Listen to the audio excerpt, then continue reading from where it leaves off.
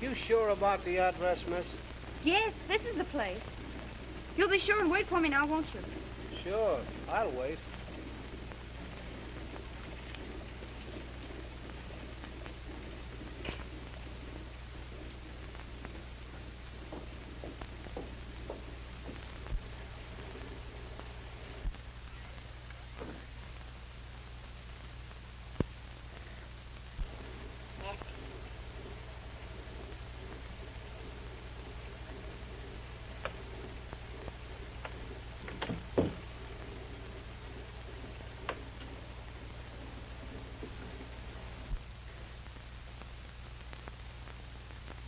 Come on.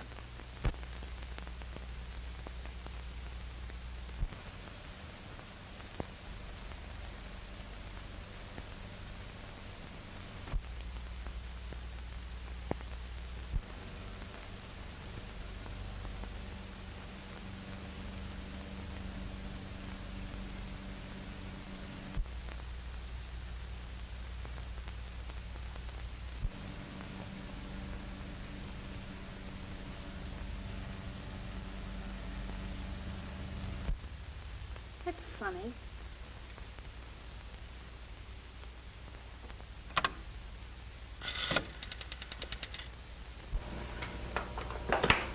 Number, please. Oh, I'm at 122 Old Mill Road. This house hasn't been occupied for 13 years, and yet there's a telephone in it. Can you tell me who had it installed? I wouldn't have that information, madam. I could connect you with a night supervisor, but she'd have to wait until the business office opens in the morning. I'm sorry.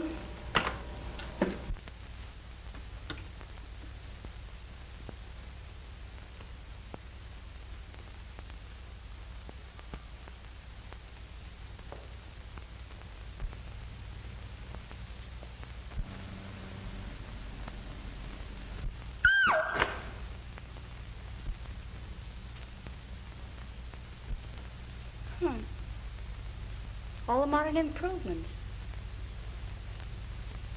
You might have cleaned the place up a bit.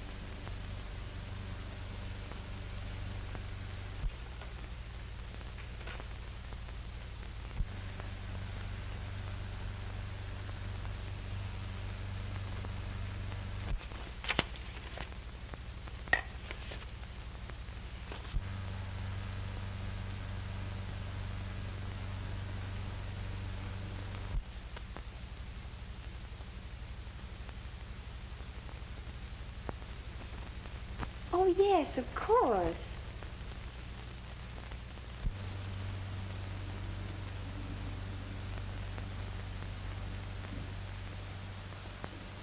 Dad sat there. I sat next to him. Mr. Barksdale sat next to me. Aunt Lucille. Uncle John.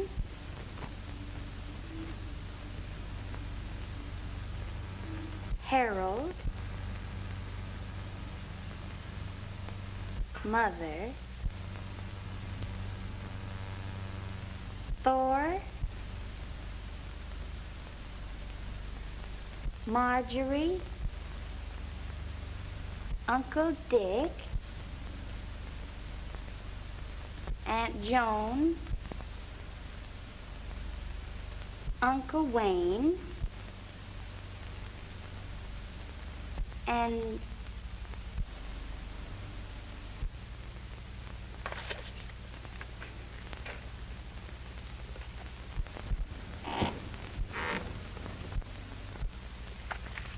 Mr. Barksdale. Mr. Barksdale, is that you?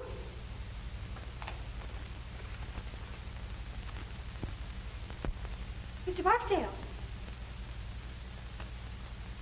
Mr. Barksdale.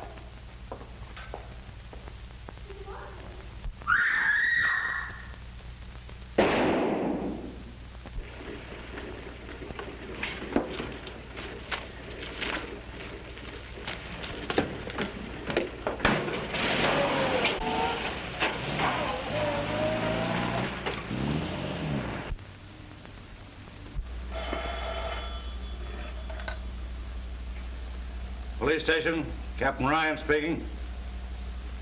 Yeah? The old Morgan place? He says he drove a youngster out there about 30 minutes ago. Hold the driver. I'll be right over. Okay.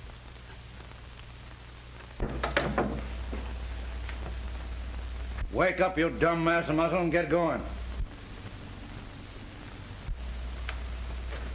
Huh? Come on. Well, where are we going? Oh, the...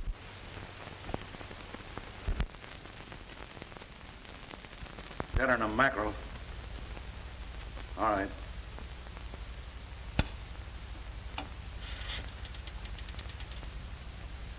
Give me Stuyvesant 9600. You can go. Leave your address. We'll want you later. Yes, sir. What? Well, keep ringing them.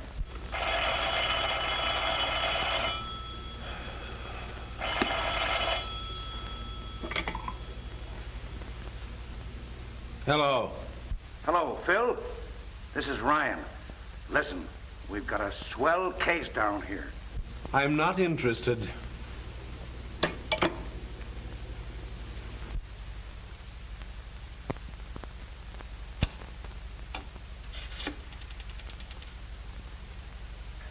Give me Stuyvesant 9600.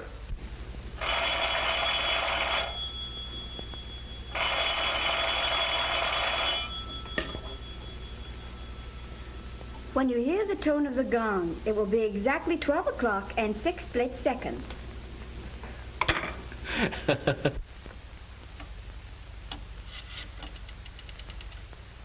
Ring that number again. Hello, you. Say, what's the idea of putting that dame on the phone? I know what time it is. What time is it? Shut up. No, I don't mean you. Don't hang up. I want you to get over here right away. There's been a murder. I know, but this is a good murder. Listen, 13 years ago, a guy invited all his relatives to dinner. The sap deserved to die. Well, arrest the mother-in-law and don't bother me anymore. Oh, all right, but make it snappy. All right. There was 12 people there. The table was set for 13. The 13th guest never got there. That was 13 years ago. And now tonight we find a dame murdered, and she's sitting at the table in the 13th chair. Huh? I counted them. She was sitting in the 13th chair. You dumb flatfoot. Who told you where to start counting? Well, go back and count the girl's chair first and let me know how you come out. And give my love to Aunt Sarah.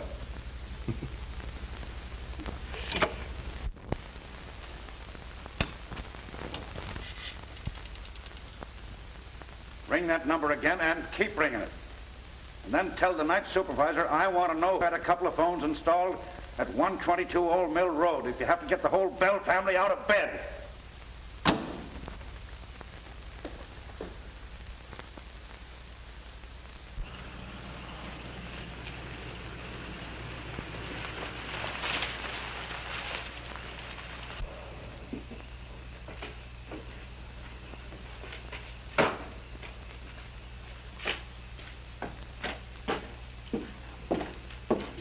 I'm Winston, private investigator. Captain Ryan sent for me. Yes, sir. Go right in. And have fun, huh?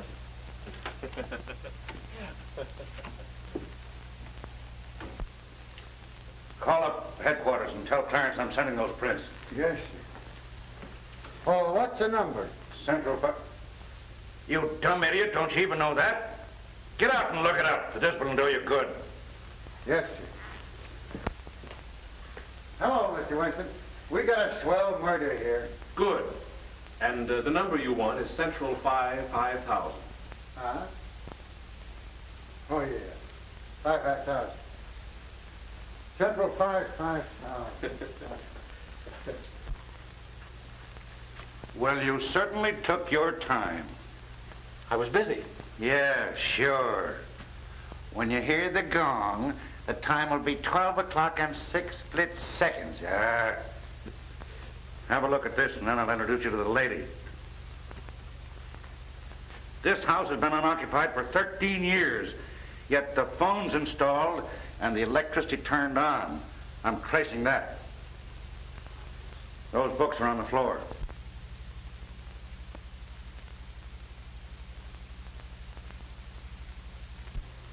That's all in here. Now come on and have a look at the banquet.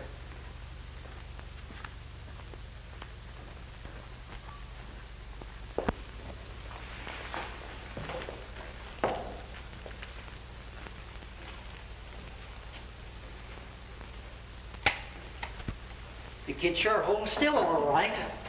Same old joke. If I had a day off, I'd think up a new one. You can have her now, Doc. Just a minute. I want Winston to have a look. Oh, will you take care of that, Jerry, please? Okay.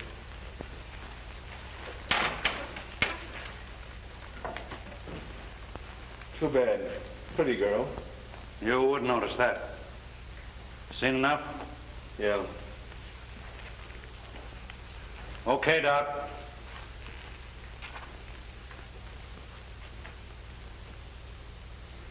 Say, how did you know about that dinner party 13 years ago? Oh, every man and his dog knows that story around here. Morgan, Sr., dropped dead just after they all sat down to the table. The old lady, she was young then, must have been a little bit cracked herself. She wouldn't allow a thing to be touched. Just closed up the house and moved out, and that's that. And all these guys have been waiting for the dinner ever since. Gives me the willies every time I think of it. Well, don't think then. You know who the girl is? Sure. Daughter, Marie Morgan. Had her whole life's history in her handbag, but no address. The driver that brought her out here said he picked her up on the corner of 59th and Park. The apartment house? No, on the corner. We've been checking up on the apartment houses around there now. How was she killed? Wait till you hear. The doc hasn't said for sure yet, but it looks like she was electrocuted. Electrocuted?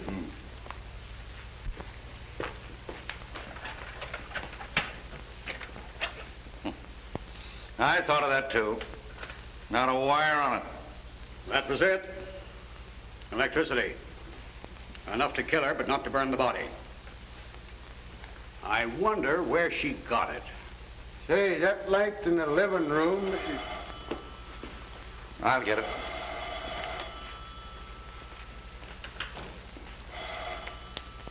Well, what about that light in the living room? Tain't on.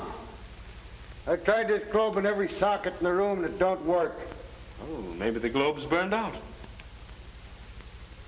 Never thought of that. Anyway, I don't think I'd go around trying light sockets if I were you. Why?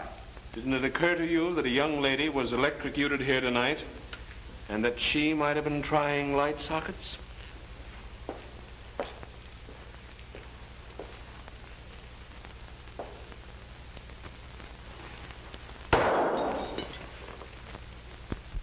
Hello, operator. See if you can trace that call and ring me back. Make it snappy. Yes, darling, there's been a murder. You can read all about it in the morning papers. She listened in on all the other calls. Why the devil didn't she listen in on that one? What was it? I don't know. I just heard the receiver going up after I answered. Hello, Captain Ryan speaking. Sound Hotel? Thank you, sister. Oh, Grunt! Yes, sir. Beat it over to the Sound Hotel and see if you can trace that call. Get a list of all the guests and all the telephone calls after midnight. And don't muff it. No, sir. And don't go to sleep. Yes, sir. Oh, well, how am I going to get there? You can drive a car, can't you, sweetheart? Take mine and beat it. Yes, sir. Oh, if that guy's uncle don't die soon, I'll be a nervous wreck. Who's the uncle? Just the big boss in the city, that's all. Oh, so that's why he's on the force. You don't suppose because he got any brains? Hey, Cap, come here. Come here, will you? Oh. Come here, Cap. What's the matter now? The car, look at it. It ain't there. Well, I'll be a son of a... What are you laughing at? Nothing. I just think it's funny. I'm glad you invited me down. Yeah.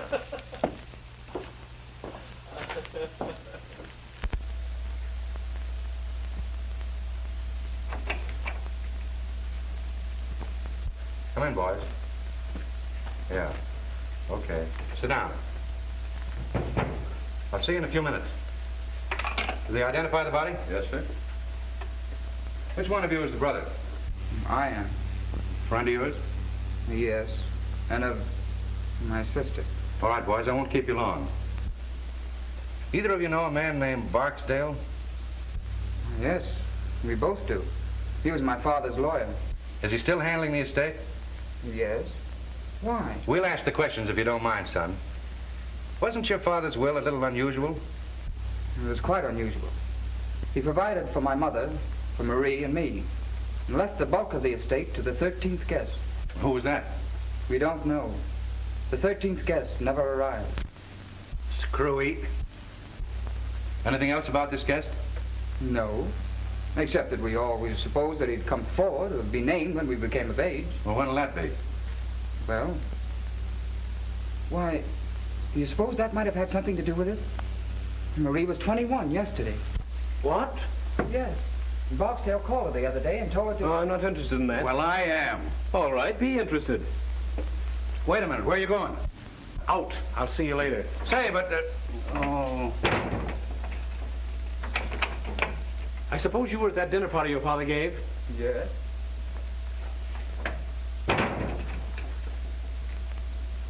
Where'd your sister sit that night? Why, beside my father. She always sat there. Which side? On his right. Will you draw me a diagram of that table, name the people in the seating arrangement, and if any of them have died since, make a note of it. Have you kept in touch with the family? When we couldn't avoid it.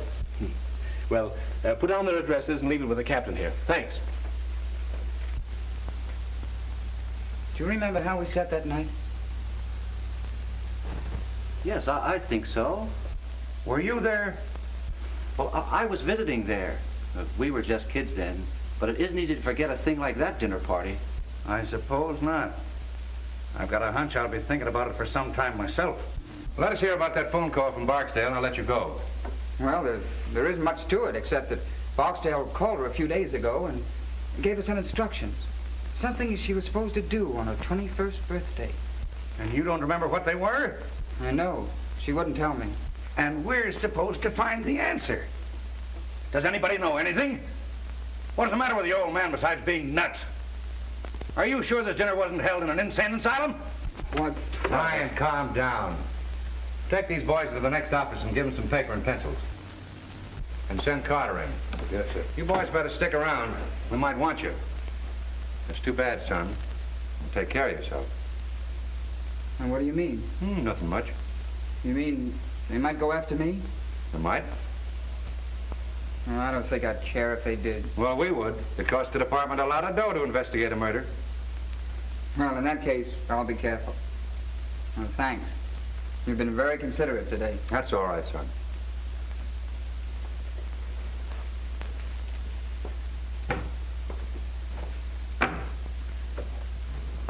Well, what do you think? I can't think. I'm numb.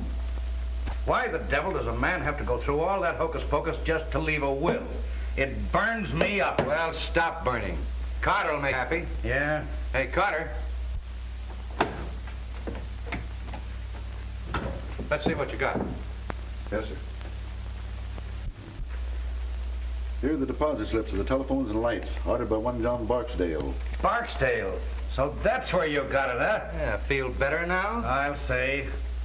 Wait till I lay my hands on this guy. Also a man answering to Barksdale's description, registered at the Sound Hotel last night about 9:30, under the name of Perry, and at 1:22 put in a call to Douglason 968, then checked out of his hotel immediately after. Now, he hasn't been home since, and he hasn't shown up at his office yet, and his folks are beginning to worry. Well, now, isn't that too bad? Tell them they can see him on Visitor's Day. Let's go. Pardon me, sir. I managed to dig this up out of the Daily Herald files. It's Barksdale. Swell. Let's send it out at once. Okay. Put a couple of the boys on those two kids in there. They may be all right, and again, they may not. Yes, sir. Anything else for me, sir? No, but stick around. Okay.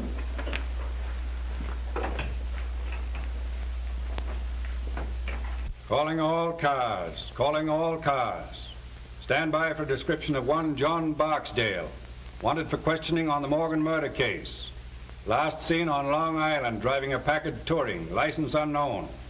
Description: 50 years, 6 feet, gray hair, eyes brown. That is all.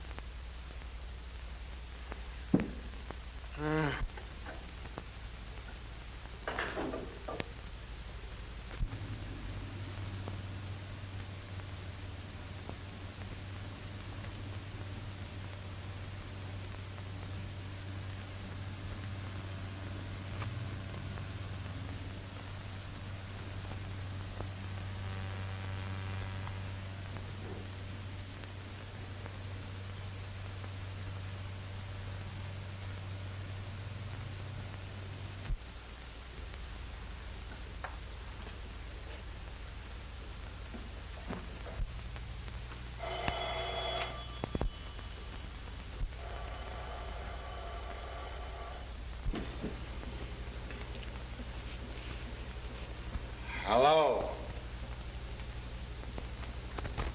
Hello? Eyes were ringing wrong. Hello?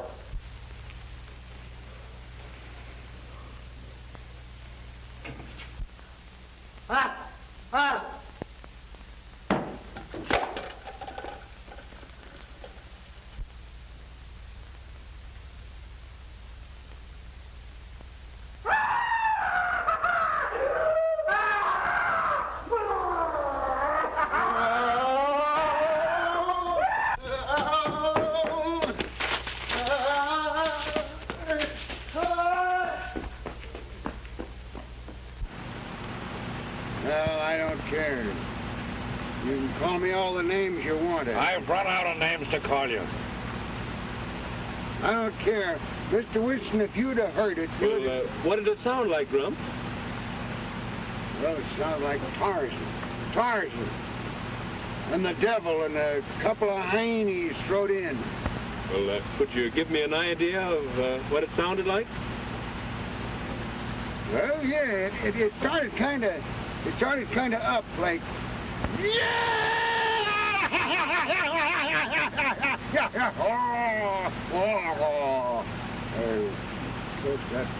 That ain't just it, you know. It's kind of like it. Well, perhaps if you tried it again, Grump. Yeah, well, it's... Dumb idiot. Don't you know when you're being ribbed? Shut up. Oh, I was only trying to... Shut up. Get out.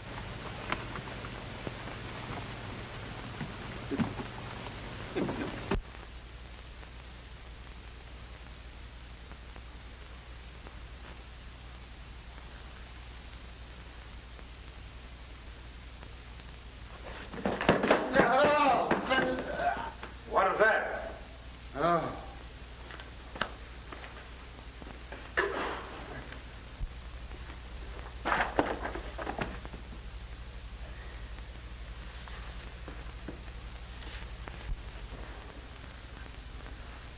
So I'd like to know who put all them books there. So would I. Did you go to sleep today? I don't think so. You don't think so? Get out of my sight before I kill you. Yeah. Hey, Phil, come here. You come here. Where are you? In the dining room. Oh.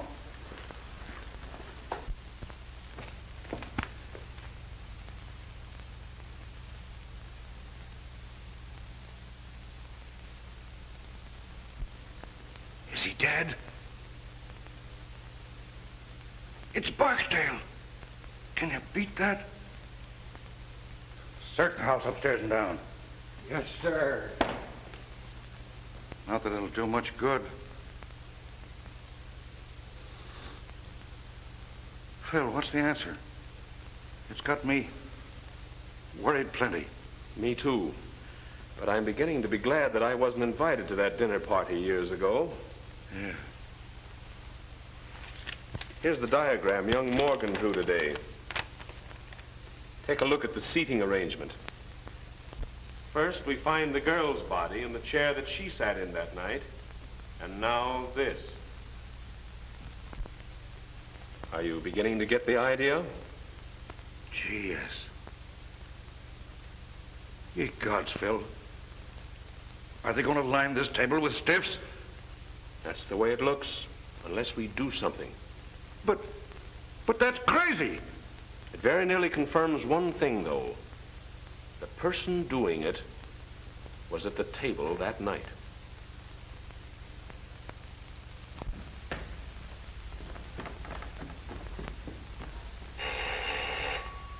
I'll get it, boss.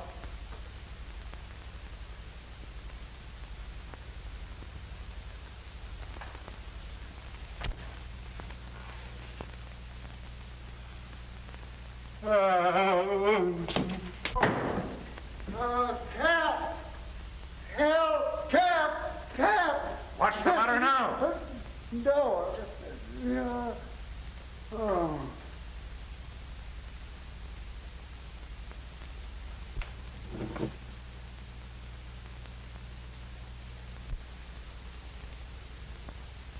How did you get out of the morgue? I haven't been in any morgue.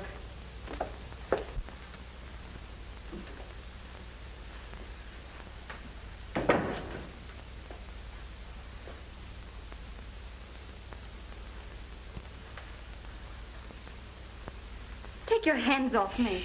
Be nice. I won't. Let me alone. Do you want me to spank you? Hold still.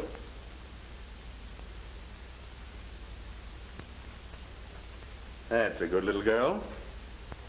What's your name? Marie Morgan? Yes? What did you say? I asked this child here if she were Marie Morgan. I'm no child. Will you shut up? And she said yes. And she said yes. I don't know. Maybe it's something I ate, and this is the nightmare. Where did you pick her up? I found her riding around in your car. In my... I was on my way to the police station. Yes, and baby, you're still on your way to the police station. Take her down and lock her up. I've got some things I want to ask her about. You can't arrest me. Oh, can't I? That's what they all say. Maybe it's all a mistake. And maybe you can explain everything. And I'll bet you won't say a word until you see your lawyer. Well, I won't. All right, baby. Come and see your lawyer. Yourself to a good look.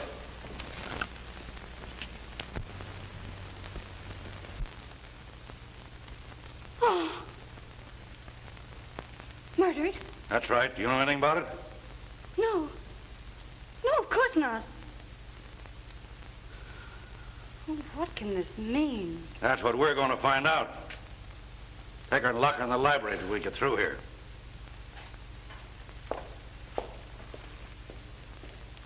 Was she headed for police station?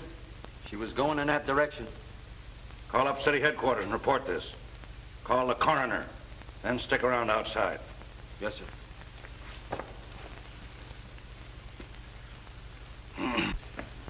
Now, why did you ask that girl if she was Marie Morgan?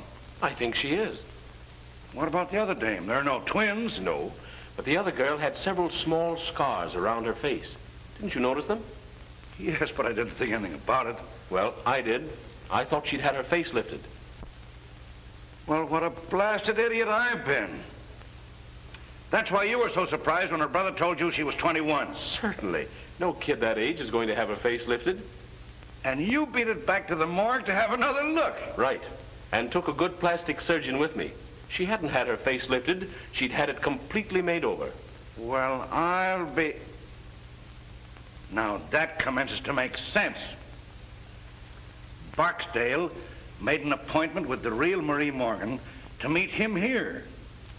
They planned to kill her and substitute the other girl, huh? Who planned to kill her? Huh? Barksdale made the appointment? Yes, but if Barksdale was in on it, which he may have been, who killed the gentleman on your right? Little Bo Peep.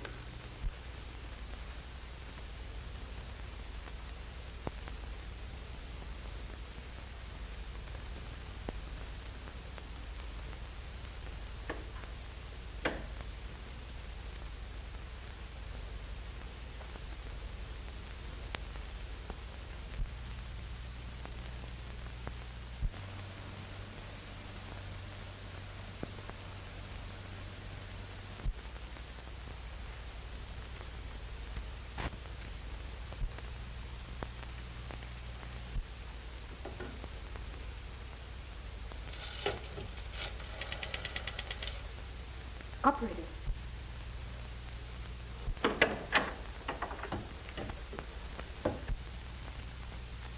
I wouldn't do that if I were you. The police might not like it. I was only trying to call my brother. We'll call him later. You're going to take a ride with me. Where to? To my apartment. She'd be safer in jail. Don't worry, she won't get away. I didn't mean that. I said she'd be safer in jail. And you may go to the devil.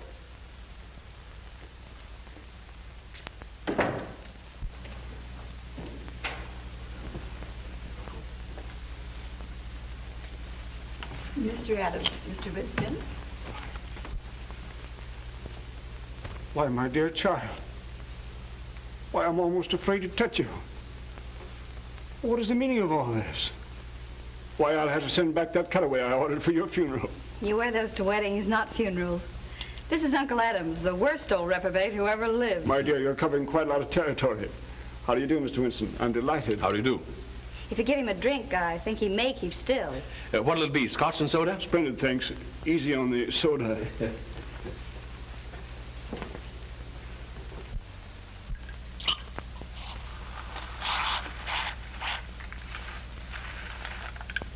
There you are. If you want my opinion, it's Uncle Adams who's been committing all the murders. All the murders? Mr. Barksdale was murdered today in the old house. Barksdale? My word.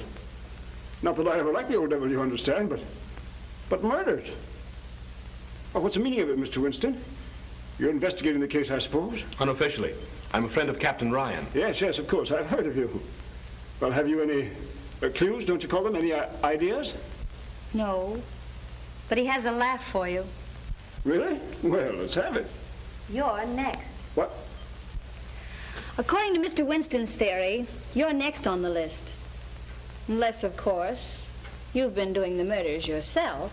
Really, Marie, you've always had the most peculiar sense of humor. Must be some more of the family. I'm doing the resurrection act. And enjoying it thoroughly, if I know you. You certainly startled me. Did I? Mr. and Mrs. Thornton, Mr. Winston and Miss Thornton. How do you do? How do you do? If you'll explain your reasons. Well, for heaven's sake, I thought you were dead. Disappointed? Well, why be a hypocrite? You know I've always hated your... Marjorie, if you say that word again, I'll disown you. What a loss.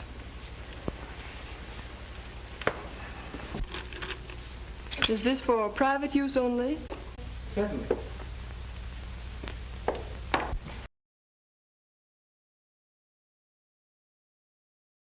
Blood. Why, Marie, it is you. Oh, my... Am I glad? I think you are. But what does it mean, sis? They made us go down and look at that other girl. We thought it was you. Did you cry? Well, to tell you the truth, honey, we both went home and got potted. That's just as good. Come on in. Mr. Winston has the whole family here. He says one of them is the murderer. I'm getting odds on Uncle Adams. Uncle Adams? He's too lazy to commit a murder. But tell me, darling, what happened to you? I'll tell you later. Well, here we are. Just one big, happy family. Oh, hello, Thor. Who was that blonde I saw you with the other night? There was no blonde, and you know it. Oh, well. Dear Marjorie, your soul must look like the inside of a vinegar bottle. By Jove, it's a good idea. I wish I had thought of it myself. What's that? Killing off the family. It must be some poor soul that had the misfortune to dine with us when we were all together. I think you're right. Someone who dined with you 13 years ago. Really? Oh, you mean the night that John read that stupid will? And then died. Well, mercy, don't ogle me. I didn't kill him. No one killed him as far as we know. Does anyone here know the present whereabouts of Wayne Seymour? The last time I saw him, I got an impression that he was going to spend the rest of his days at number 9, Yokohama. I see you know your Yokohama, Mr. Winston. I've traveled a bit. With the exception of Wayne Seymour, you people were the only guests at that dinner who are still alive. Well, and we're dead from the neck up. Speak for yourself, John. I'll speak if you don't mind. Go ahead, but a few snappy jokes injected here and there would make a world of difference. You see, we're accustomed to public speaking. I'm afraid this isn't a joking matter. It looks as if someone is determined to kill every person who attended that dinner 13 years ago. They've already killed 2 people. Two? Two. Yes. A girl mistaken for Miss Morgan and John Barksdale.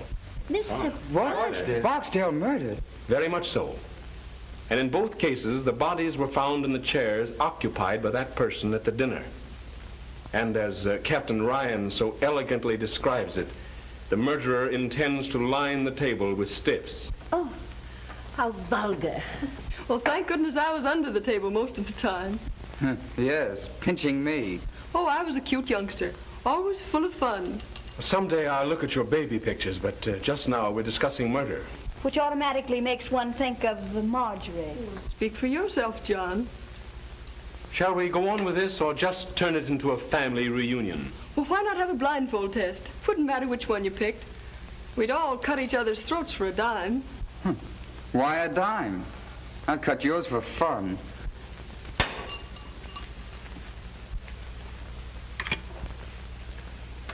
Give me police headquarters. Detective Bureau, Captain Brown's office. Well, it isn't every day you get a chance to see a mastermind at work. Hello. Who's this speaking? Oh, well, this is Winston. Send the wagon to my apartment and issue 4 John Doe and 3 Jane Doe warrants.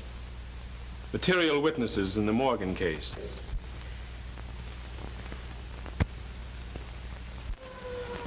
Perhaps by this time you're beginning to see that I mean business. Now then. I think you settled it then, young lady. Night in jail may make you people see that murder isn't amusing. The governor is a personal friend of mine. And of mine. And I happen to know that he's a little funny when it comes to murder. He doesn't like it. Don't be a lot of fools. He doesn't intend to send us. The police, Mr. Vincent. Yes, so I see. Good evening, Sergeant. Good evening, sir. Have you the warrants? Yes, sir. Yes. Yes, all signed and in order. All right. Take these people down and lock them up. Yes, sir. All right, step lively. I demand to see my lawyer. Miss Morgan saw her lawyer today, and I don't think she enjoyed it. Well, you'll be sorry for this.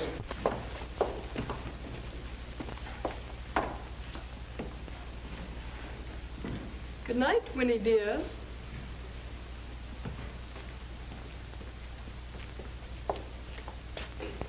Mr. Winston. Good night, my dear, and sweet dreams.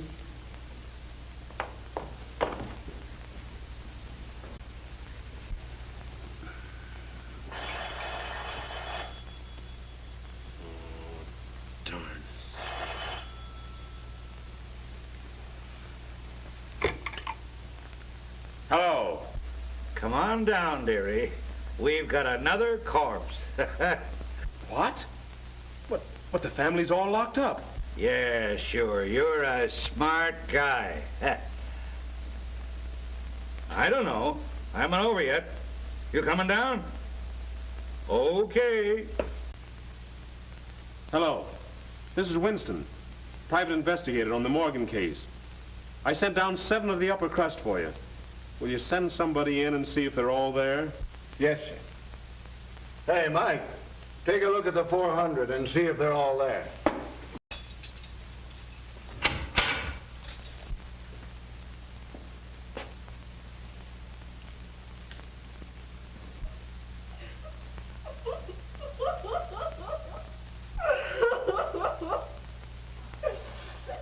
What's the matter with her? Who cares?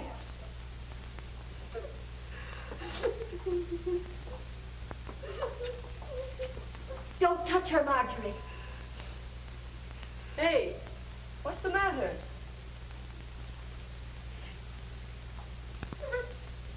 What? What? She says that you remind her of her mother.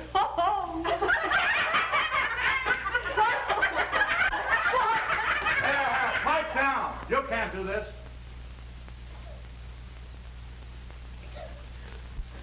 I demand that Yes, I know. You're going to write a letter to the commissioner. I won't stay in here another moment. Say, what are you trying to do, rip me? Dear me, no. Say, if you guys don't dump me up, there's going to be a murder. Well, that's what we're here for. 2 murders. He did them. What? Hey, pipe down here. Yeah, officer, I demand it. Oh, go read your ticker. I want to know what Steele's doing.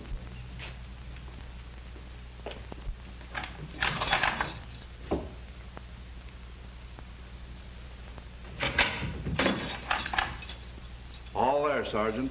Okay. All there, Mr. Winston? Okay, thanks. Oh, wait a minute. Turn them all loose, but put a man on each one of them. Yeah, I'll be responsible.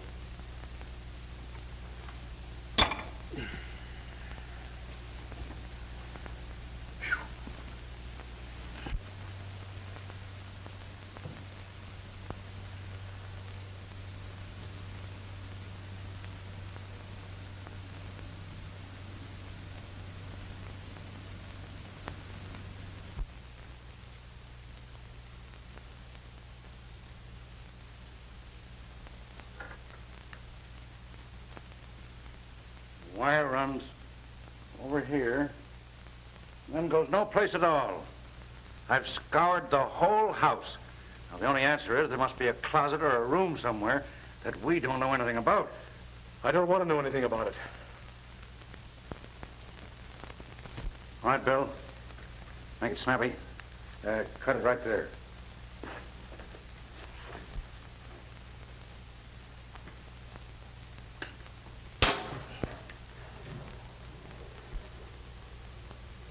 What do you make of that, huh? I wonder.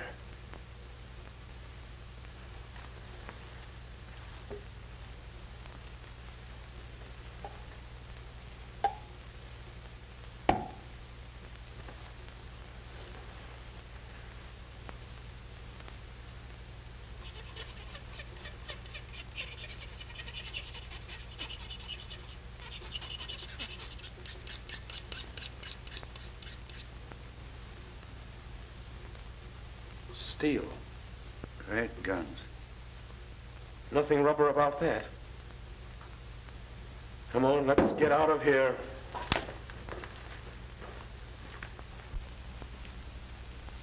I've seen sights, but that one. Oh. Rather a neat way of doing it, though, huh? I don't think it's neat. It's fiendish as the devil. Do you realize that the murderer left that switch on not caring who got killed? And while he's asleep in the county jail, he commits another murder. But he wasn't here to turn off the switch and bring the body in here. I think that cinches it. But which one? Well, you saw them. Which is the most likely? Well, the odds are about even. There's a cousin Marjorie who'd commit murder just for the fun of it. And her mother'd kill anything that stood in her way. But I think it stands between the two uncles. Adams is as smooth an old devil as I've ever seen. But Thornton's deep. You know, the big businessman who'd stop at nothing. What about the brother and his boyfriend? I think they're all right. Jensen's in love with the girl, and her brother seems genuinely fond of her. Well, what's the girl's story? Well, she says someone shot at her in the dark. She ran upstairs and hid. And by the way, she heard that same cry that Grump heard. And according to her, it wasn't particularly pleasant. Just the same, I'd like to hear it. And what else did she do besides steal my car? Well, she said she came back down, was about to beat it out the front door when she heard a car and motorcycle drive up. Said by that time she didn't know where to turn. And when she came in here and saw her double sitting cold and stiff at the table, she did go nuts. Got scared of the police as well as the rest. Hid in the cellar and then stole the car. She hid out all the next day, thought better of it, and was on her way to the station when they picked her up. It's logical. Barksdale asked her out here? Yes. And what they were all after, I think, was a slip of paper that she'd got that day at the bank. Which doesn't make much sense, of course, unless it's a safe combination. What was it? 13, 13, 13. 13. I'd like to get old man Morgan alone for about 10 minutes. I'd teach the old buzzard how to write a will. Well, shall we get the family down here and try and sweat it out of them? Or shall we put a close watch on them and see who comes down here? Well, I'm in favor of the last. Now, our friend may get curious and come down to see if he's had another killing. Then we keep this last one quiet, huh? That's right. I've got a hunch it's the missing uncle. I want to call Miss Morgan. Call the coroner, too, will you? I'm kind of ashamed to because I've bothered him so much lately. Thank you. Well, if this is the kind of service I'm going to get killed every day. I'll get it. Hello? Miss Morgan's apartment. How'd you like our city jail? Listen, child. I want you to destroy that slip of paper at once. And don't tell anyone what was written on it. Not even your brother. But no one's accusing your brother. Say, listen, don't you get too smart. You know, there's a distinct prejudice in the police department against little girls who go around stealing police cars. Oh, you're not? Well, 21's a mere drop in the bucket. Say, will you shut up and let me talk? Now listen, don't tell anyone those numbers. And if anyone tries to get them out of you, let me know immediately. Will you do that? Like a sweet little girl? That was the great sleuth, Winston. Yeah? What did he want? He told me not to tell anybody the numbers on that slip of paper. What numbers? 13, 13, 13.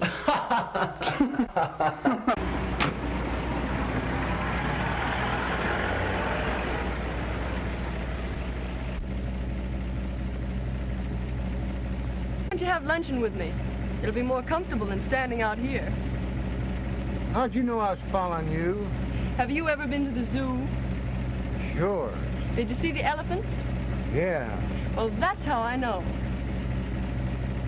Huh? I'm afraid you're not very bright, but you may come in handy. I'm about to go calling. Would you like to come along?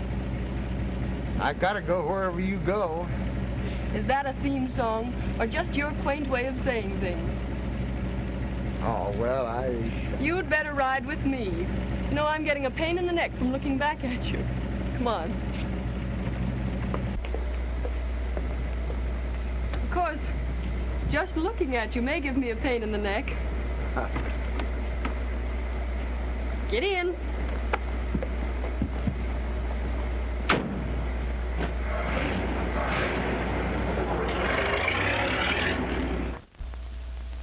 Well, okay. Stay there until you're relieved. That was Bentley, detailed to watch Adams. He says Adams hasn't left the house all day. But some dame just came up in a limousine with Grump. Grump? He's tailing the Thornton girl. Tailing her? He's riding in the limousine with her. What? I'd give $100 to see that. Come in. There's a Dr. Sherwood outside. Says he has some information on the Morgan case. Dr. Sherwood? Yes, sir. Send him in. I hope he's our man. Hi, Doctor. Captain Brown? How do you do? Won't you sit down? Yeah. Thank you. I hope you're a plastic surgeon. I see you're ahead of me. I am, as a matter of fact. And I operated on the young lady who was killed. I only saw your notice in the paper this morning. Yeah, well, we didn't know until last night that the wrong girl had been killed. When did you operate on her? Several months ago. 3, as a matter of fact. She and her brother came to me. What? Well, she said he was her brother. What name did they give? Morgan. Morgan? May I take Dr. Sherwood over to Miss Morgan's apartment? Okay. You could identify the brother, couldn't you? Oh, certainly. He came to me twice. Fine. Let's go. Well, goodbye, Captain Brown. Goodbye, Doctor, and thank you. Thank you.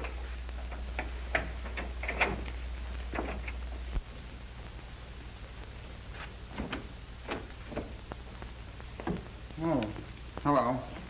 Come here, Doctor. That your man? No. Say, why aren't you down at the old house? Well, I'm rather tired of being there so much. Have you a picture of your friend Jensen around? Yes, I think so. But look here, Mr. Winston. Marie's gone down to the old house to meet you. What? Didn't you call her? Well, no. You didn't call her? No, I tell you. What's it all about? I just got in. She left this.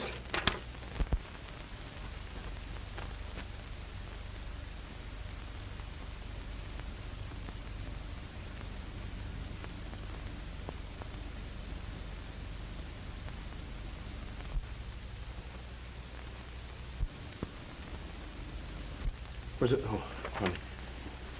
Oh, get a picture of Jensen and show it to the doctor, will you, please? Hello, operator. Get me Douglas in 968. Hurry it.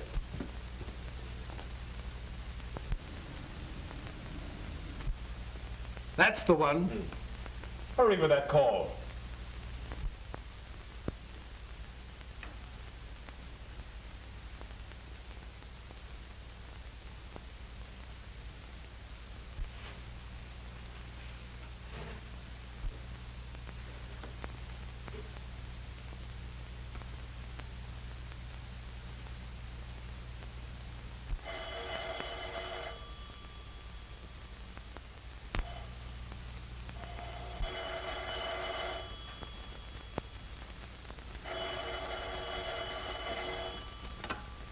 Hello.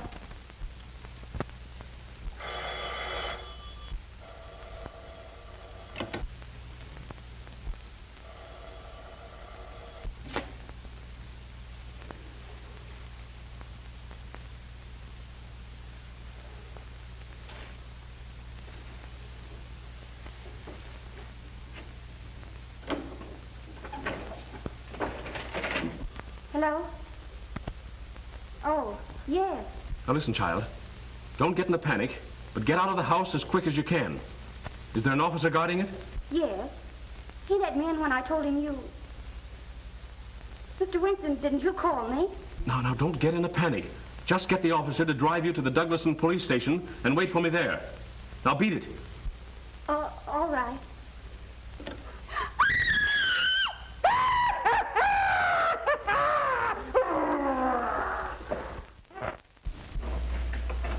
Where's Miss Morgan? Hasn't she been here? No, no one's been here. You come with me. I may need you. No, wait. Stay here. Tell Ryan to beat it over to the Morgan house as soon as he gets here. Yes, sir.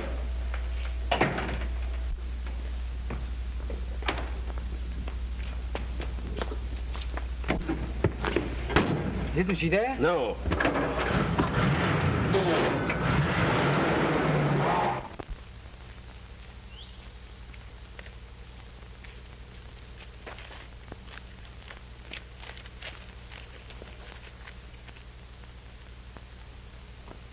He'll come around all right.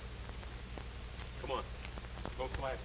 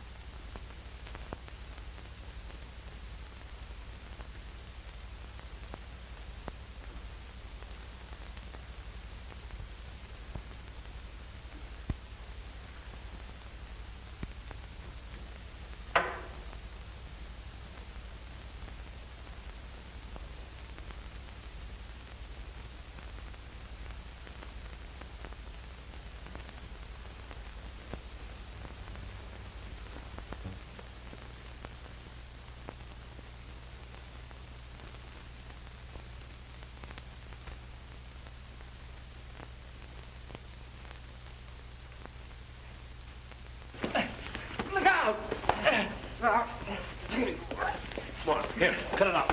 Cut it out. Come on. Kill her! Get him off! Come on. Cut it out.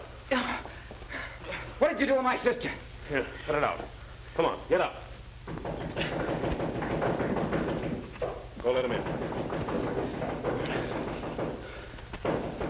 Now then, what have you done with Miss Morgan? Come on now, make it snappy. Miss Morgan? I don't know. Where is she? What's this? Just a swell species of skunk. Now, come on, tell me. What have you done with her? I tell you, Did you call her and tell her to meet me here? No, I swear I didn't. We know all about Sherwood and the other girls, so you may as well tell us the rest. Who was in on this with you? Barksdale. So you killed her and then Barksdale so you wouldn't have to split, huh? No, I don't know who killed them. I swear it. Pick up that phone. No. Why not? Because that's the way Leela got it. You were there that night. Did you kill her? No, I saw her after... After shooting at Miss Morgan? No, I didn't. Now you're a liar. Go on, take him down and lock him up.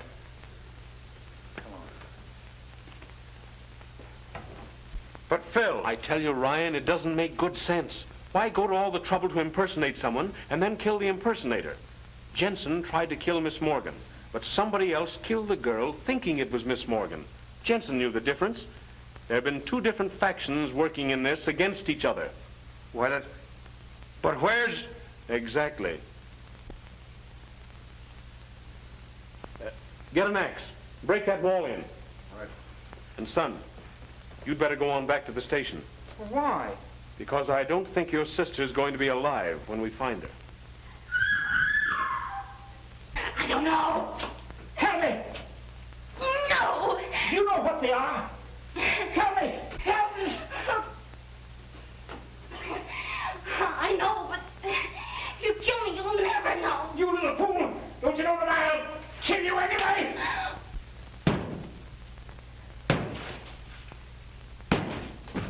Tell me! Stop. All right. 13. You better not be lying.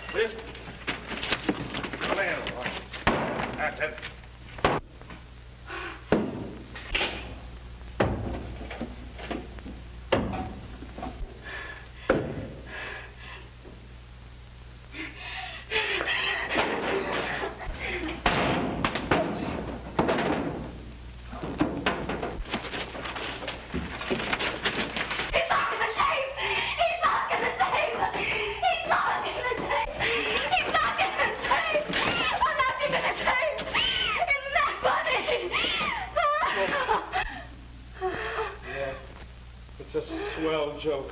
Come on. Get out here. Come on.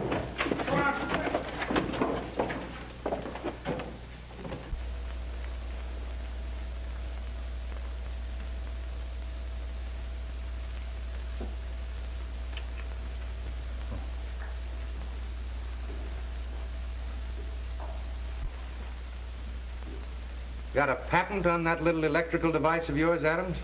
No, I'm sorry to say. I haven't. Well, I wouldn't worry about it if I were you. The state's got something that works along the same lines. And we're going to give you an exclusive demonstration. Take him out. Come on, move. Will they let you into that safety deposit box? Sure. What did you find? Only $1 million in securities for her. $1 million? How disgusting. I hope it isn't U.S. Steel. Don't worry, it isn't. I left the securities there, of course, but this letter was on top, and I thought you'd want it. Thank you. To Marie, the 13th guest. Can you imagine that?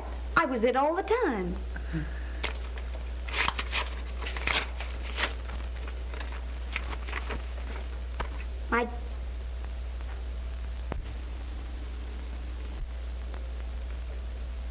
The poor lamb.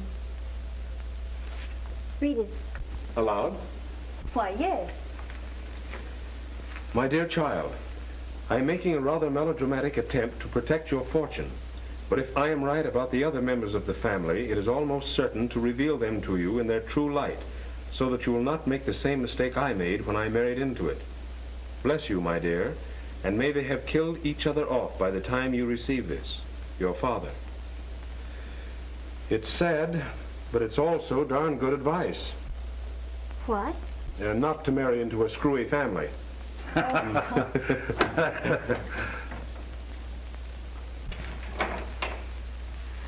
Hiya.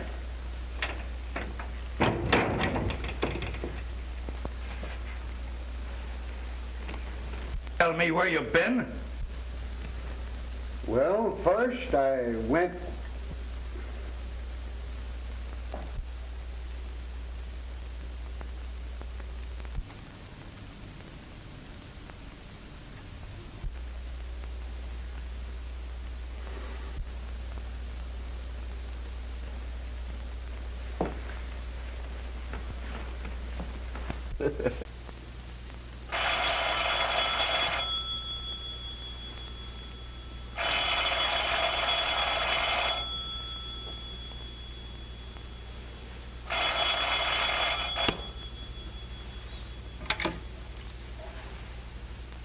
Hello. Hello, Phil. This is Ryan. Listen, I've got another swell... I'm not interested.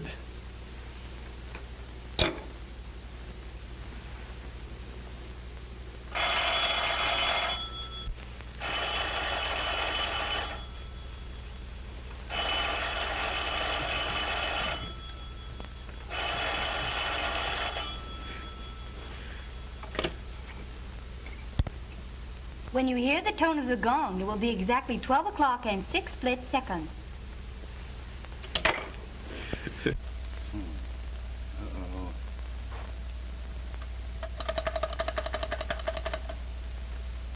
Hello?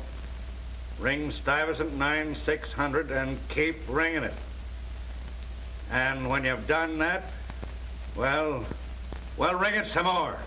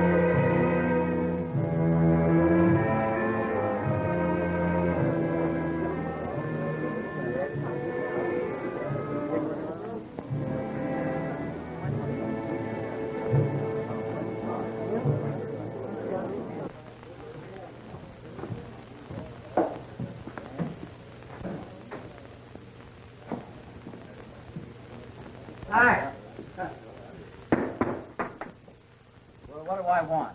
Brandy, sir. Right.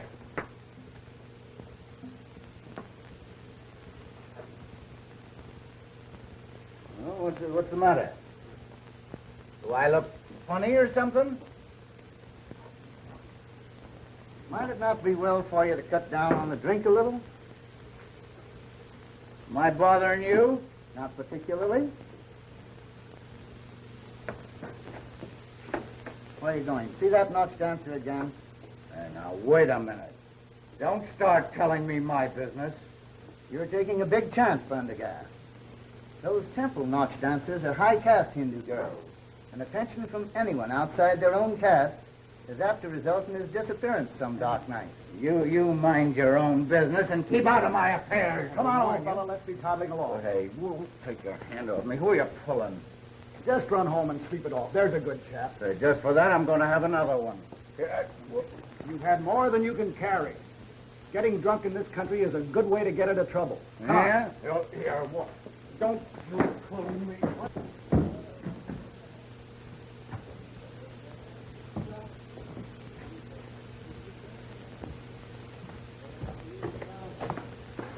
Say, why don't you look where you're going?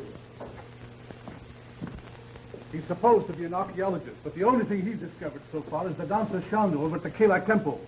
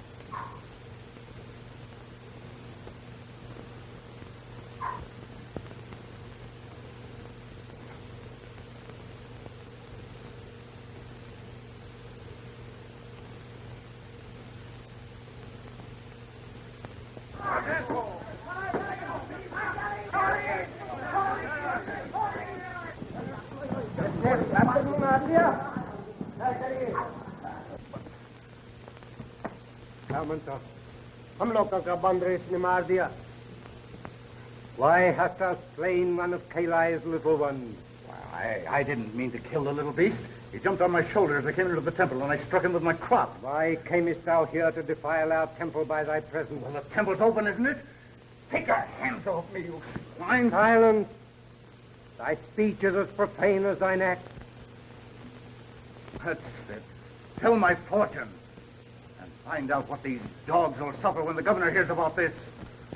Through the sacred eyes of Kalai, I see the Sahib has been sent by learned men to our country to wrest from our monuments and temples the history of our wisdom and the history of her past. Sahib has deceived those who sent him. He seeks not the wise men, but their gold. Ere he leaves Asia, his pocket shall be filled to overflowing with bright gold. The gold shall not be his, but he will not scruple to take it, knowing that on every rupee shall be written the curse of Kalai. Devil Sahib, we may not punish thee, but Kalai will not forget. Sometime, somehow, somewhere, Kalai will mete out justice. It is said, Sahanto, Bhavatu, Shanti, Shanti, Om.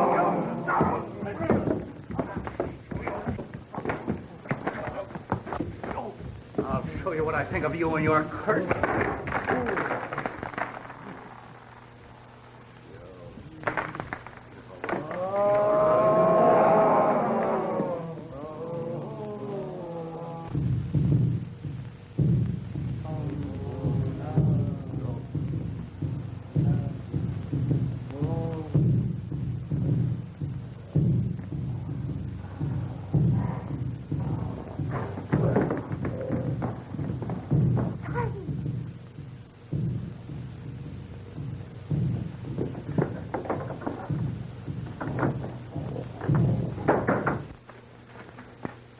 That was a close shave.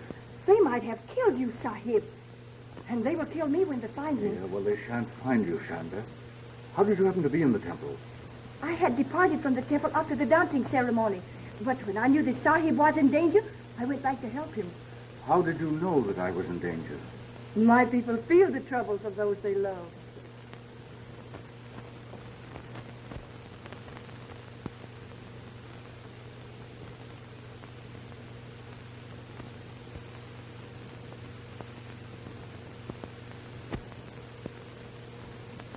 That's very interesting. It was almost 20 years ago, Mr. Ellis. Proceed, Professor Potter. Well, my colleagues here and in England financed this expedition. That is, Mrs. Potter and I, put this Prendergast in charge.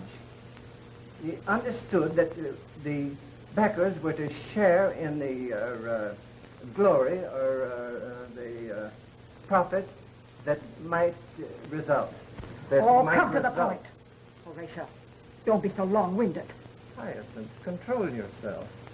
You know, I can't see a thing without my glasses. Well, why don't you put them on? I'm afraid I left them at home. Oh, they're in your pocket. Stupid. Don't be absurd, Hyacinth. And you want me to find this Prendergast, is that it? I have found, that is, Mrs. Potter and I have found this Prendergast. It seems that... I was out shopping one day last week, and my attention was attracted to a Hindu woman who gave her name to the clerk as Mrs. Prynne. Now, I put two and two together and did a little snooping. Mrs. Potter means investigating. I said snooping, and I certainly mean snooping. And what did you snoop? I mean, find out. That this Mrs. Prynne and her husband live on a big estate in the suburbs. This Mr. Prynne is an invalid in a wheelchair, and he's attended by an English nurse. Do you believe this Mr. Prynne really is Prendergast? I know it. Any man would need more than 20 years and a pair of paralyzed legs to fool me.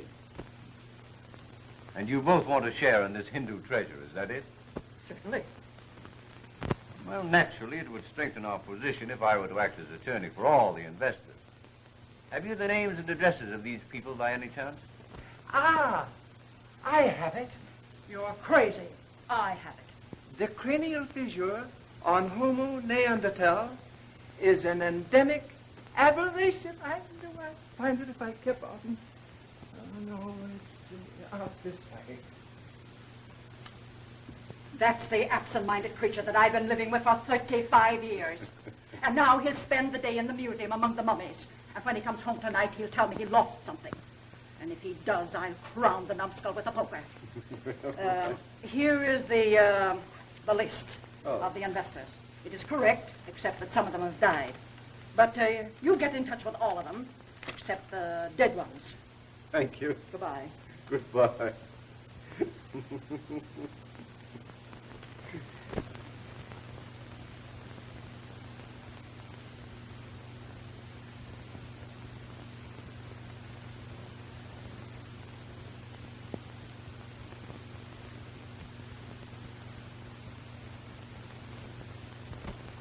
Before we begin, I should like to check over this list and see if the remaining investors or heirs are all present. Mrs. Potter and Professor Potter, I know. Mr. John Armstrong. Right. I'd like to get this over with as soon as possible. I'm in the insurance business, and I have a couple of hot prospects for this afternoon. But we shan't keep you long, Mr. Armstrong. Deathbed to get here. You see, I suffer so from indigestion, and my blood pressure is so low that I'm in the insurance business. Won't you read over our new policy? We have a new disability clause. No one will ever be able to cure you but the spirit. No. I beg your pardon, but I don't believe I've had the pleasure. Stella is my companion, and I never go anywhere without her. You see, I have fainting spells due to my operation. Let's get down to business. Mr. David Fell. I'm here. Say, maybe I can interest you in a... Thank you very much. Now, you ladies and gentlemen represent the remaining investors or heirs of the investors of the Prendergast archaeological expedition. I should like to know, that is, Mrs. Potter and I should like to know, what became of the English investors? There were but 2 of them, and they died 6 months ago, suddenly and very mysteriously. Mysteriously? They were murdered. Scotland Yard is still investigating the case. That's neither here nor there. Have you seen this Pren person? Yes, Mrs. Potter, I have. He admitted his identity and explained that he changed his name to Pren for personal reasons. He informed me that he would be very glad to see and meet the investors and discuss a settlement on certain conditions. And what conditions? Mr. Pren will explain all the conditions tomorrow night. He wants to have you all at his home at 8:30. Well, if you meet me here in my office at 7:30, we can all go out together. Okay, I'll be here. And incidentally, while I'm gone, I wish you'd look this policy over. I shan't be able to go, my dear. I must be at the museum. They're going to unwrap the mummy of Ramesses IV. Listen, you worm. You'll be at Mr. Pren's house tomorrow night and forget all about the Ramesses IV, or I'll make a mummy out of Potter the First. Ramesses, I used to smoke them. Well, I beg your pardon, Professor. I'll keep my hat if you don't Here, mind. take your own hat.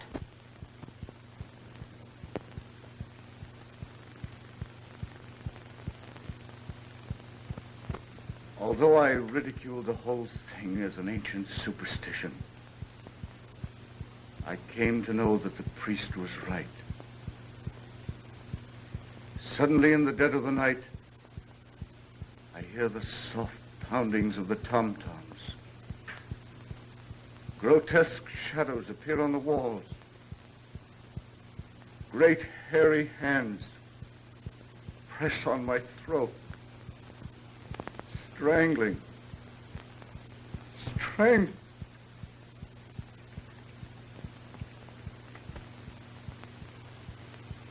My health has been destroyed. And as you see, I'm a helpless cripple. All these years, I've wandered over the globe, seeking some place where I could find peace. But nowhere in this world can you escape the curse of Kali. Finally, I went back. I wanted to return the treasure to the temple, but the priests wouldn't take it. They said it was a curse.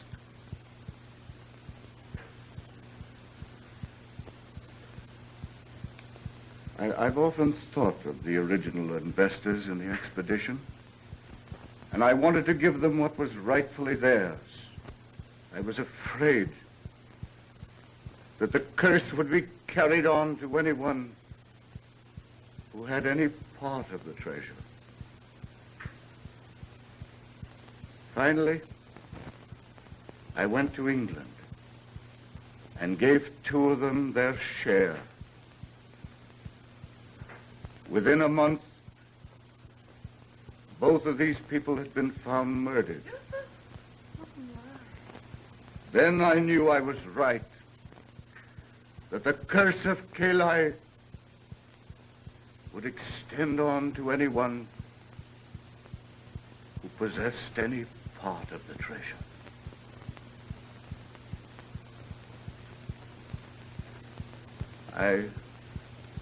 I realized my days were numbered, so I came home, back to what were sacred to him. I made large endowments to zoological gardens for the care of monkeys, and that one I raised and kept with me until he died. And we are going to get our money. When you've learned to appreciate the curse that goes with it, Just what do you mean by that? I'll give you all your shares on one condition, that you come here and live in this house with me for a week and learn what happens to the possessor of it. Why, this is absurd. It's just a scheme to cheat us out of our money. Pay me my share immediately or go to court about it. Mr. Fells, it will take you much longer than a week to get the money by litigation. My terms are really quite easy. Shanda is an excellent cook, and I've engaged a new maid. I suppose you're going to tell us that's one of your 8 ghosts. No, the phenomena I've been describing is not as easily explained as what you've just heard. That's a plumber putting in a new heating system. I consider Mr. Prend's conditions very reasonable. And as your attorney, I suggest that you comply with it. Well, I sincerely hope that you'll take Mr. Ellis's advice. And if you do, I'll expect you any time tomorrow. Wait a minute, Mr. Prend. We have a right to know where that money is. It's here, in this house. Over $2 million in gold and jewels. $2 million? I'll stay. I'll stay. Try and get me out of here. Just try and get me out. Are you satisfied? Well, I still have time to see Ramesses unwrapped. Oh, forget about Ramesses and try remembering where you put your hat.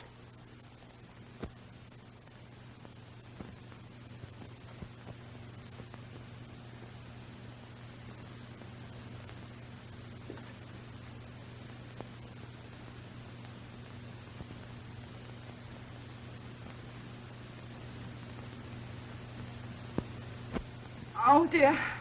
I feel terrible. You know, all this excitement is throwing my nervous indigestion again.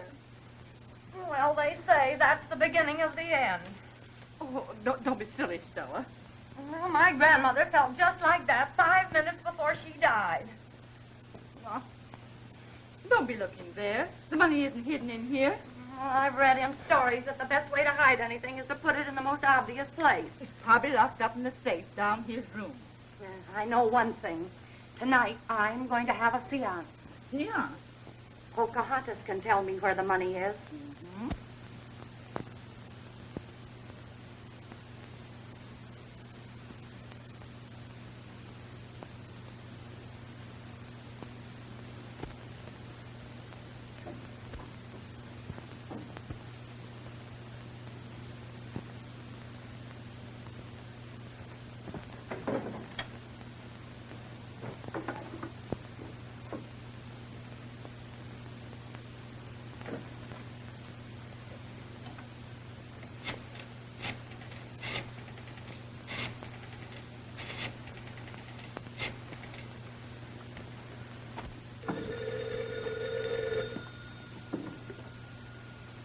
Hello. Let me speak to Mr. Gage, please. This is Gage. This is Phelps. Listen, old man. You'll have to give me another day. Yeah, and that's all you'll get. Nobody will else. All right. I'll get it somehow. The Prend's room?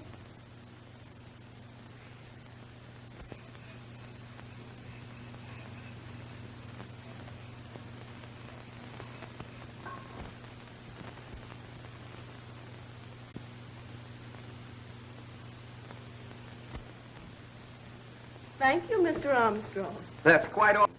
It is Miss, not Mrs. No, it's Miss. Good. I'm suffering with heart trouble and dizzy spells Oh, how long has this been going on? ever since I first met you. Well, then it's probably temporary. You'll get over it. Oh, no, if you promise to take my case, Doctor, I'll never get over it. Your nerves seem to be very good. Ah, in my business, you need nerve. I'm in the insurance business. Can I interest you in a policy? I have a policy. Really? Yes. My policy is never to get intimate with strangers. Good. Now that we're practically engaged, tell me, how did you come to get mixed up with the Friends, the Hindus, and the apes? Well, I was engaged as a private nurse in London by Mr. Prend. Oh, so you're English. Oh, I'm so happy. I always wanted to marry an English girl so I could have crumpets and tea for breakfast. Then I'm afraid you're going to be disappointed. Oh, don't tell me you can't make crumpets. No. No, I can't make crumpets. I don't like tea. And I'm not thinking of getting married. Tell me, what do you make of all this ape business? I don't know. At night, I hear strange noises. Tom-toms and footsteps on the stairs. I've often... Aw, you're scared, aren't you? Yes, but jobs are scarce, and Mr. Pren pays me twice as much as I could get anywhere else. A hoax on Pren's part? Oh, that couldn't be, Jack.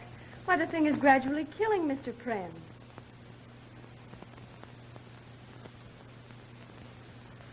That woman gives me the creeps. Shonda is a strange person. Person? Huh? She looks more like Gandhi's ghost.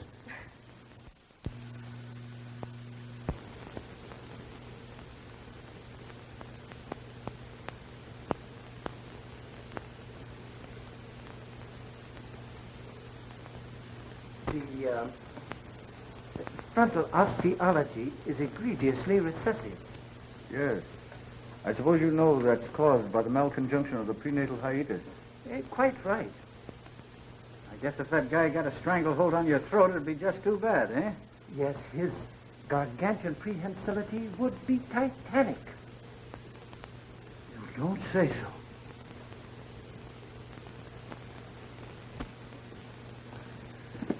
I'm sorry. Oh, Mr. Ellis, Yes? here's something might interest you.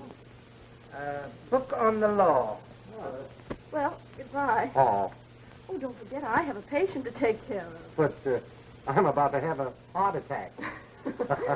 Save it till later. Time for your medicine, Mr. Pren. I was wondering where you were. I was out in the garden with Mr. Armstrong. You know, he's really a very likable person. Aren't you afraid I'll get jealous? You couldn't be anything but your nice old self. Now, come on. Come on. Please.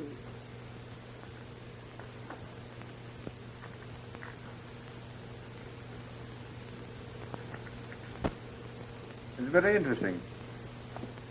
Let's take a walk in the garden, Professor. Well, all right. A little fresh air might do me good.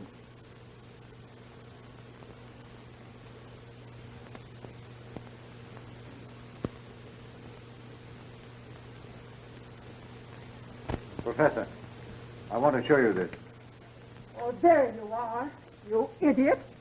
Horatio, what did you do with your clothes?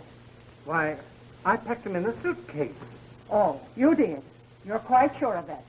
Yes, my dear, I remember, because at the same time, I packed the dismembered bones of Ptolemy III and sent them to the museum. You numbskull. You sent your clothes to the museum and packed Ptolemy III in your suitcase. Why, Hyacinth, I can hardly realize... Yes, you did. Now you get Ptolemy III off of my bed, or he'll spend the rest of his days at the garbage can. I beg your pardon, Mrs. Potter. Something important I want to show you and the professor. It came to my office this morning. Do not permit your clients to remain in the Pren house. They will be killed, one by one. Scotland Yard.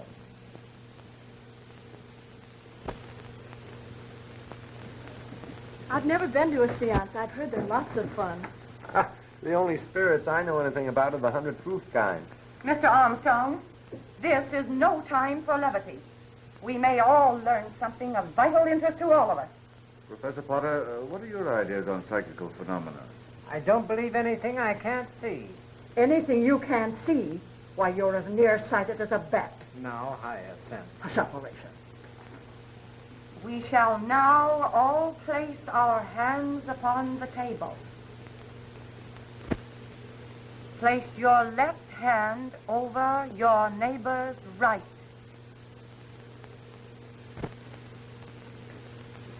We shall now concentrate. What's the matter with you? You look foolish. We must have all the lights out.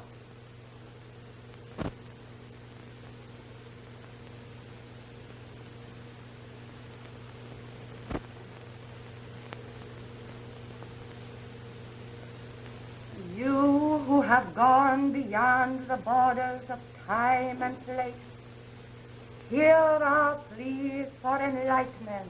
Did she have to sing it?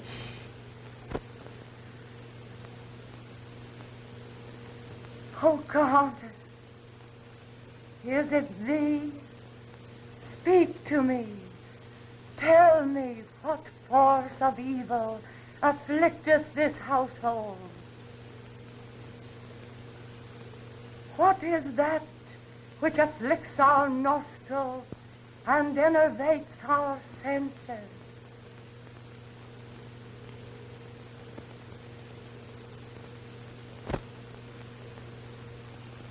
It is I, Pocahontas, will answer thee. This night one of you will pass beyond the veil. Beware. The vapor of death surround all of you. Oh, look! It's a reflection of that. Oh, don't be absurd. Oh, it's moving. Turn up the light. Where's the switch? Over by the door. What is it? What's the matter? Mrs. Carter! Oh. She's dead. Maybe we could revive her. I don't think so. Her neck is broken. This is the kind of thing that's haunted me for years. And it will end only when I'm in my grave. Oh, what do you think we should do, Horatia? Get Ptolemy the Third and get out of here. Pocahontas was right. Wait a minute.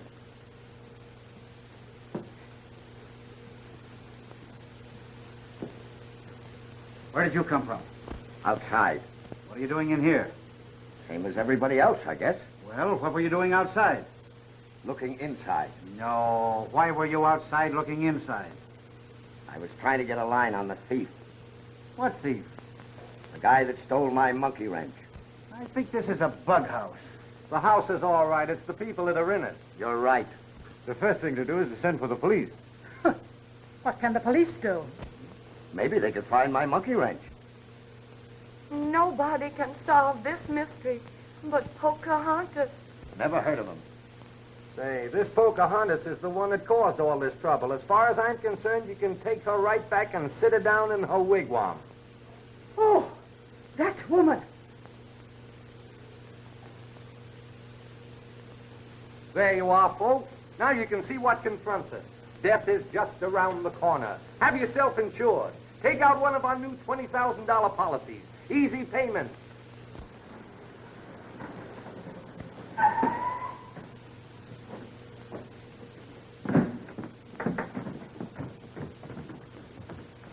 Don't let nobody in or out.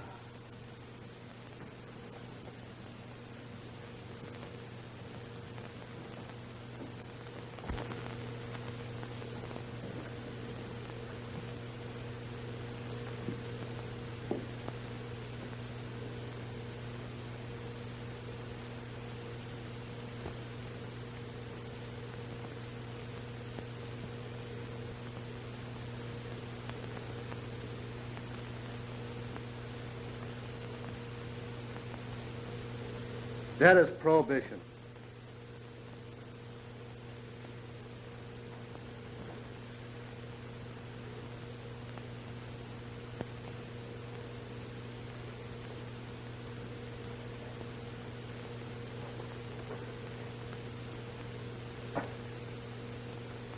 Oh, Horatio, I'm being insulted.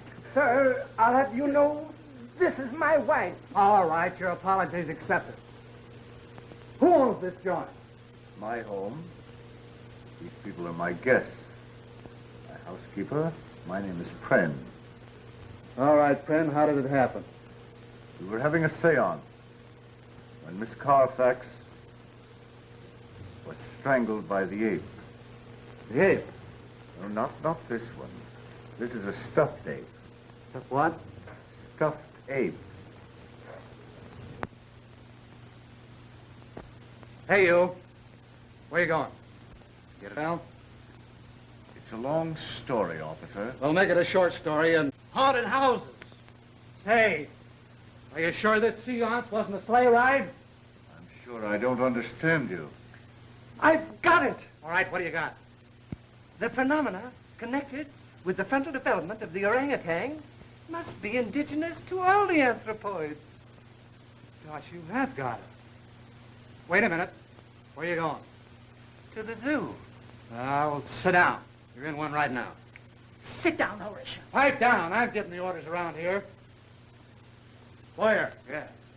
You go out and search for the house and the grounds. If you see any apes or anything that looks like monkey brindles, bring it in here. Okay. You go out and watch the back door and don't let nobody out.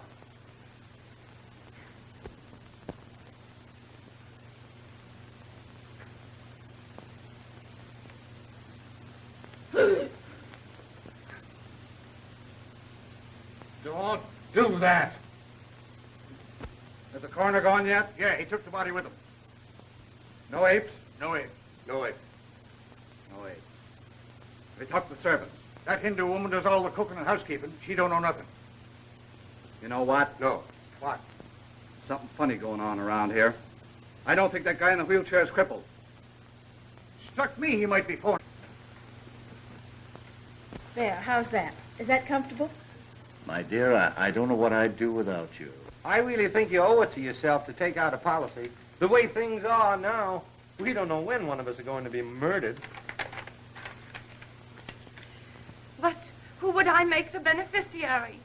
Now that Mrs. Carfax is gone, I have no one left but Pocahontas.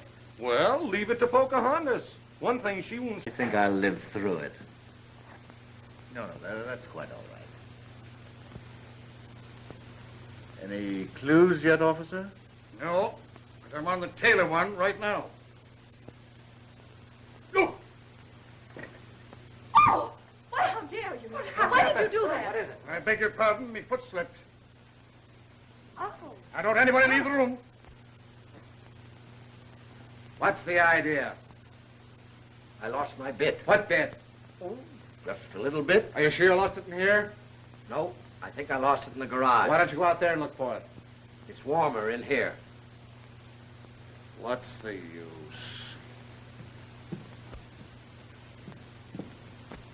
What'd you find out? I found out he's paralyzed, all right. Didn't let anybody know what you're after, did you? You think I'm dumb? Huh? I was subtle, just like you said. Oh.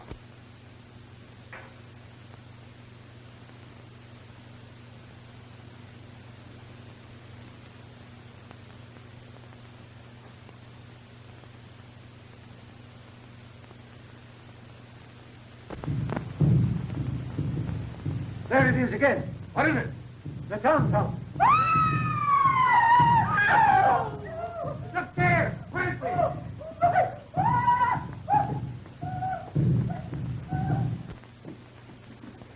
It's in there! Clancy!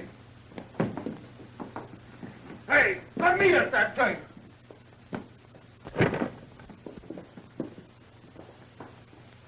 Ah, that's the end of the ape. Hey, get a dose of his own medicine. The strangest looking ape I ever saw. Why, Oh! it's not an ape, it's a man. Oh, my goodness. Fells. So Fells was the murderer. Oh, no, it can't be. It has to be. You people saw an ape, and here it is.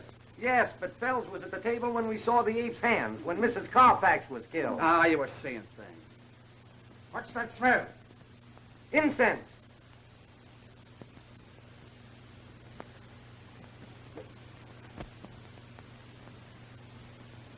Now that I remember, incense was burning in a bowl behind Mrs. Carfax. So what? We've caught the ape that killed Carfax. You forget one thing, Inspector. Yeah, what? Who killed Fells?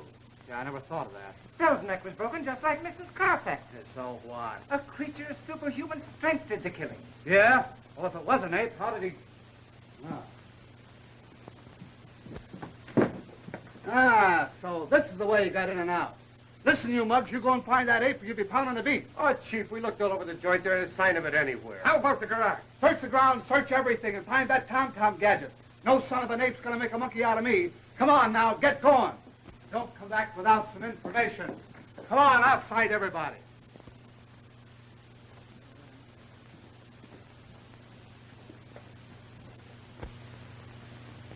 Poor Fells. I can't understand it. What I can't comprehend is the reason for the monkey suit. I think the explanation for that is relatively easy. Fells was heavily in debt. He knew the money was in the house and made up his mind to get it. No doubt he got that gorilla suit when he went to town this afternoon. He thought that if any one of us saw him prowling around the house, he'd have time to get back to his room during the excitement. Poor devil. If he'd only believed in the curse on the treasure. We'll all be killed, one by one, just like rats in a trap. And for what? Just a few paltry dollars. I, for one, am leaving this house immediately. Horatio, get my coat. Nobody's leaving this joint until I solve this murder. Horatio, are you going to allow this vulgarian to browbeat me? Sit down. Now, see here, my man. Sit down!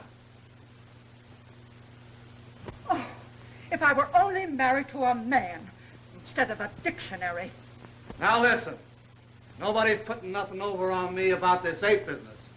There's a murderer in this house, and I'm going to find him.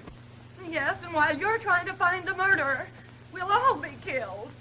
Oh, no, you won't. I'll keep my eye on every one of you. I won't turn my back for a minute.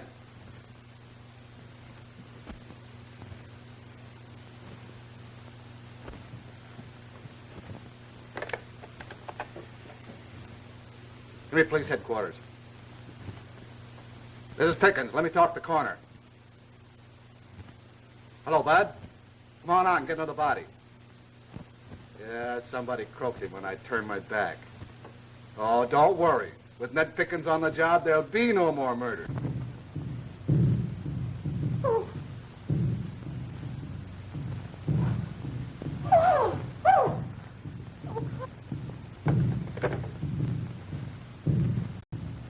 Help!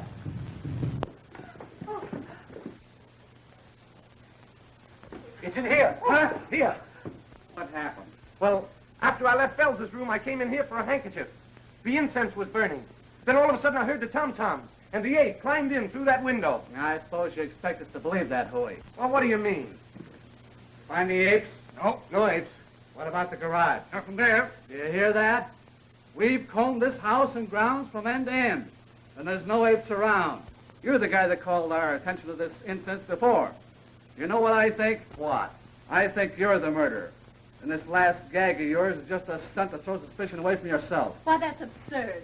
I've been listening to some of your talk, and I know what your purpose is. You're crazy. Yeah, crazy like a fox. You cooked up this whole thing for one reason. And what's that? So as you could sell a lot of insurance. I've never heard anything so ridiculous in my Lawyer life. Clancy, put him under arrest, and then there won't be any more murders.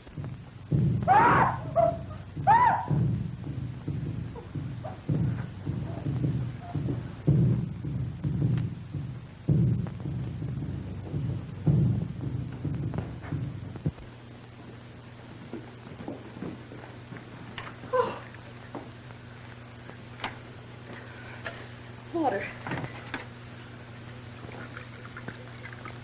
She's dead. That Poco spirit sure let her down. How's he? He'll be all right.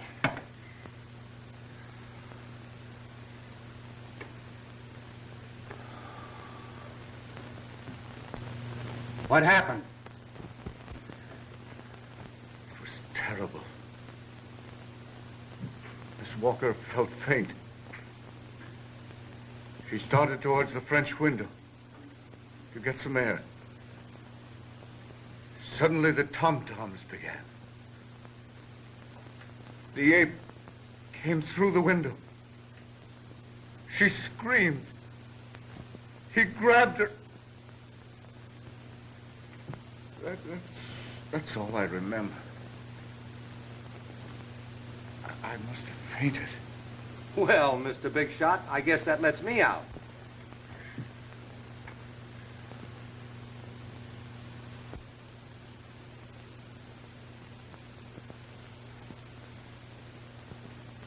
You can save yourself the trouble, Inspector. I assure you that ape is quite dead. It's ridiculous, keeping us cooped up here like this. 3 people have been killed already. The house is bewitched. Mr. Ellis, you are our attorney. I insist, that is, Mrs. Potter insists, that you take means to get us out of here. My clients are perfectly justified in wishing to leave here, Inspector. You have no right to make them stay here, to become victims of whatever's going on in this house. You're no closer to the solution of this mystery than you were after the first murder. Boy, you ought to get a medal for the way you gummed this case up. This isn't a case, it's an epidemic. Telephone. Telephone. Phone.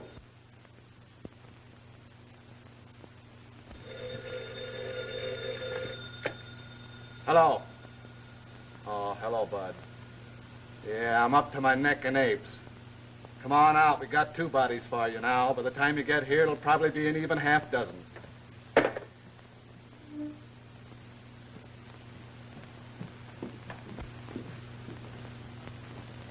We'll wait for the coroner, and then we'll call it a night. Cigarette. Cigarette.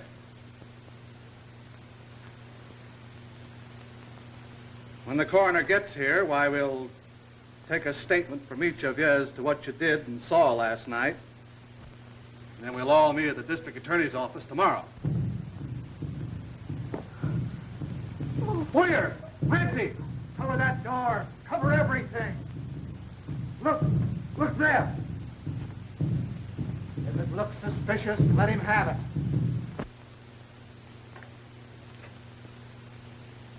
Well, hello. What do you mean, hello? Oh, just hello. Where have you been for the last half hour? Oh, here and there. Yeah, well, just what have you been doing here and there? Oh, this and that. You know anything about this Tom? What's his last name? Say, listen, you. Pop out with a good alibi or I'll pinch you for murder. The only way that you can prove that you're not a murderer around here is to get yourself killed. Batuto de Barrenda. What'd she say? She thinks I should go out into the garden and get some air. Well, all right. Don't try to make a getaway. There's a cop out there.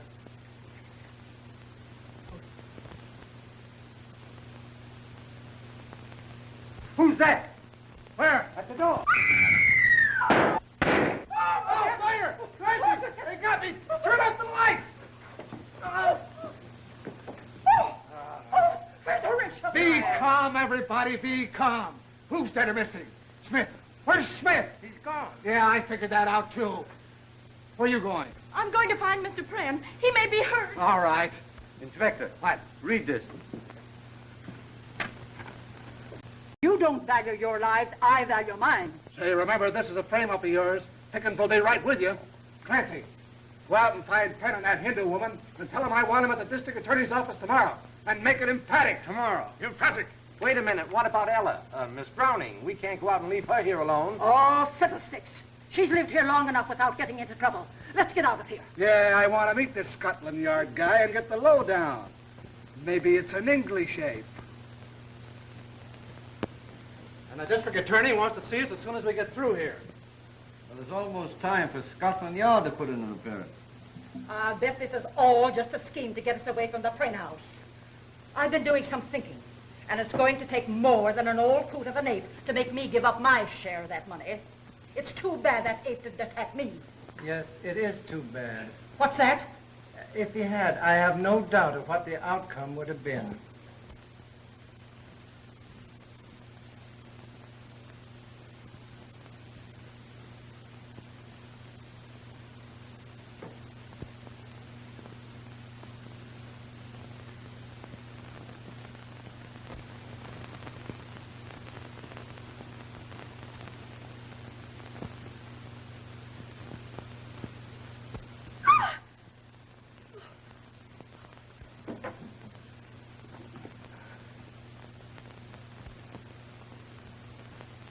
Why, Ella, dear, where are you going? I'm leaving, Mr. Prynne. Leaving? What for? I'm afraid of what's going on in this house. There might be more murders. I don't think so, my dear. Now those other people are gone. Why, you think they had something to do with the murders? One of them did. I'm quite sure of that, my dear. But what about the ape? I've come to believe that the ape was an obsession of mine, brought on by brooding for years over that foolish curse. please don't leave me. I don't know what to say, Mr. Friend. You know, there's something I've wanted to talk to you about for days. But I hesitated because... Ella, darling, I wanted to ask you to be my wife. Chanda. Why, no, dear, she's just my housekeeper. You know, she's been brooding a great deal lately, and I think she's terribly homesick. And I think I'll let her go back. There's no hurry. Take your time and think it over. Well, In the meantime, please don't leave me.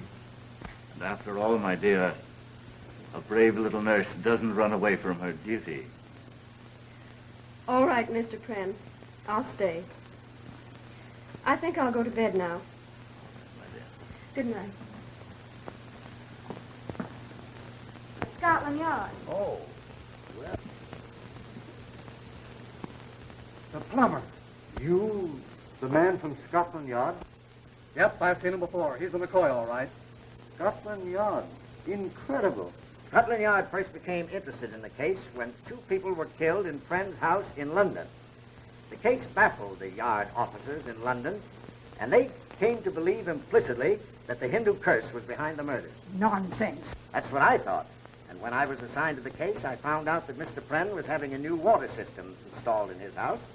That's how I became the dumb plumber. Have you solved this mystery yet? I have. Then why didn't you tell us about it last night and prevent the murders? But I didn't solve it until after the murders. As a matter of fact, we haven't any actionable evidence yet. We must trap the ape and whoever's behind him. That's why I asked you to meet me here. All right, let's hear the story. Well, we're not all here yet. We must wait for Miss Ella Browning. But you didn't say anything about her in your note. She wasn't in the room when I left. One of you would have had to tell her. And the walls at the Friend house have ears. I left a note in her room. She should be here any minute. Why didn't you tell me? I'd have gotten her out of there. I don't care for this whole setup.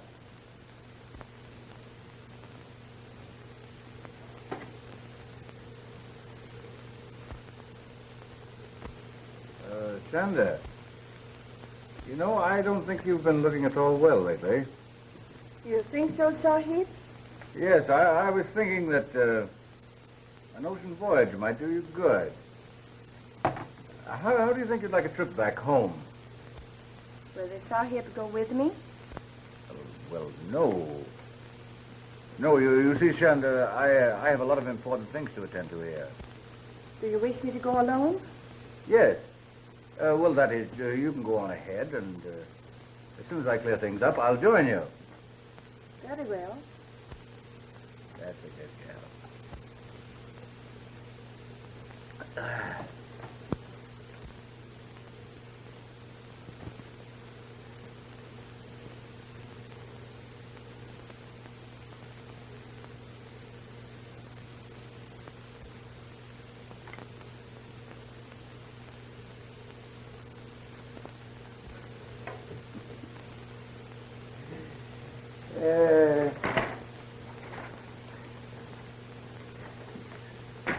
Not bad for a cripple, eh? My people have taught the Sahib many tricks. You know, I have to laugh when I think how we fooled all those saps with the curse of Kalai. Kalai, old kid, you're all right. Come on, Chanda. Drink a toast to Kalai. Kalai, my pal. Here you are to Kalai, who knows nothing. And here's to Kalai, who knows everything. Well, here's to both of them. All 6 of them. Long may they wave.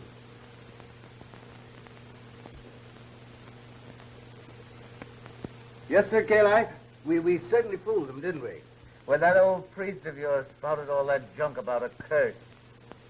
He didn't know I'd have a chance to make good use of it someday, did he? Did he?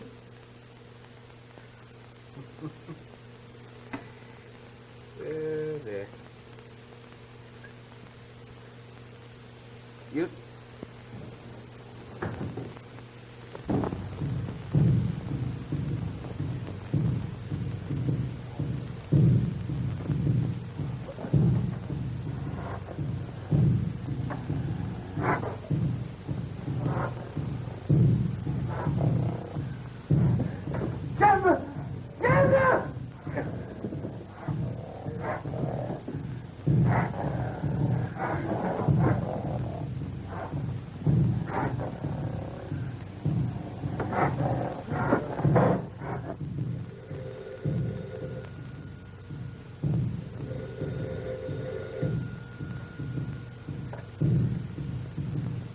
the tom-tom. Another murder. Ella, if anything happens to that girl... John, it's the tom-toms again. I know, but it's gone now. Where's Mr. Prem? He is asleep. Poor man, he's tired. The tom-toms didn't even awaken him. Are you sure he's asleep? He's asleep. The Ma'am Sahib must also be tired. Why does she not go to rest? Oh, that's what I was trying to do when those darn tom-toms started again.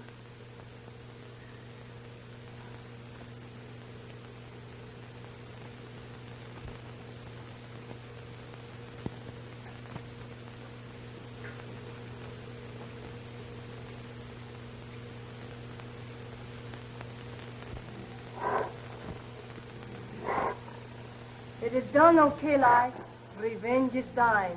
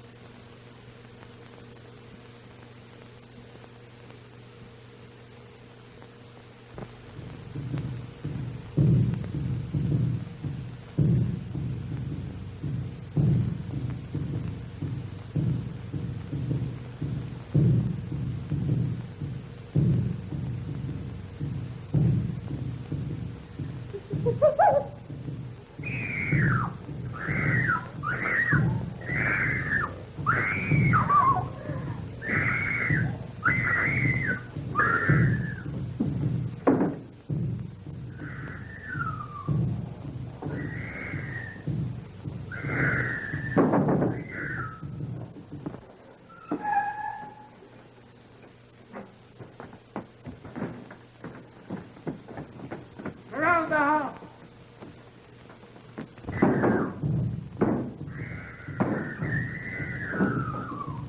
That's her room.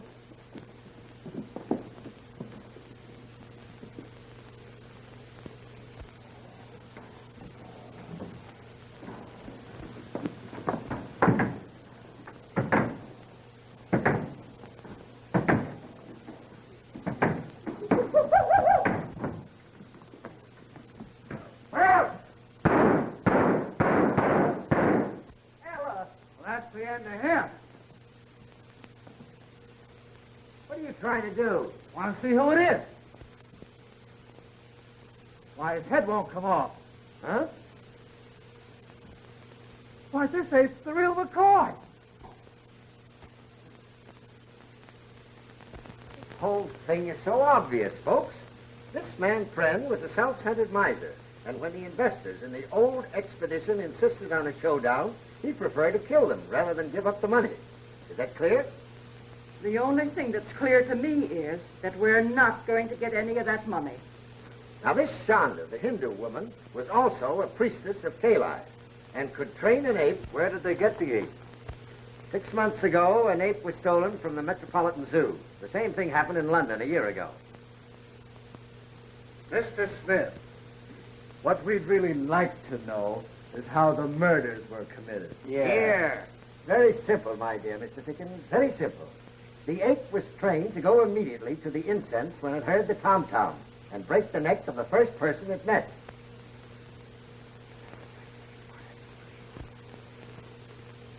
Miss Browning, I hope you've recovered from the shock. Thank you very much. You have? Where did they hide the ape? In the secret panel of that bookcase. Ah.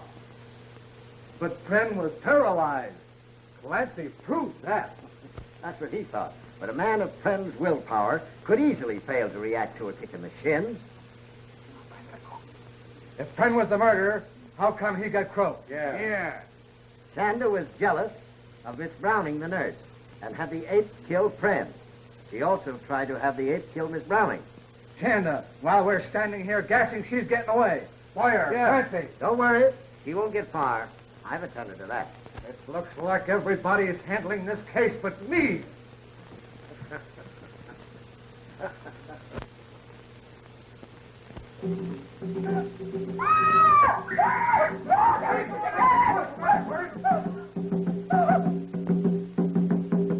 Look, I found this. You're Rachel. You're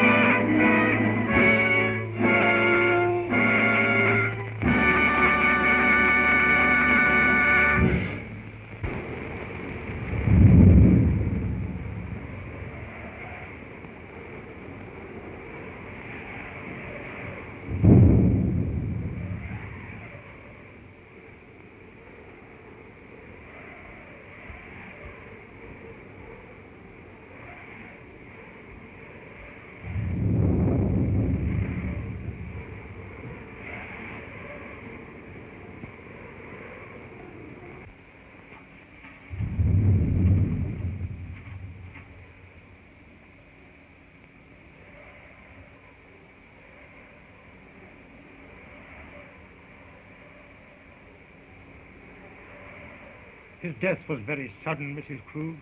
Yes, sir. He was alive last night when I brought him his supper. This morning, Hans found his body. Your son? Yes, sir.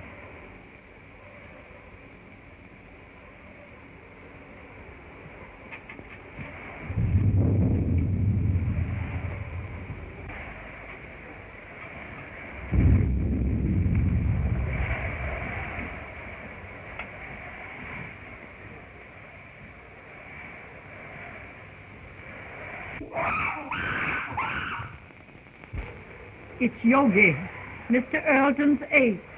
But I thought he had disposed of him. No, sir. Do you mean to say that that animal is in this house? Yes, sir. Mr. Robert had Hans lock him in his cage in the cellar.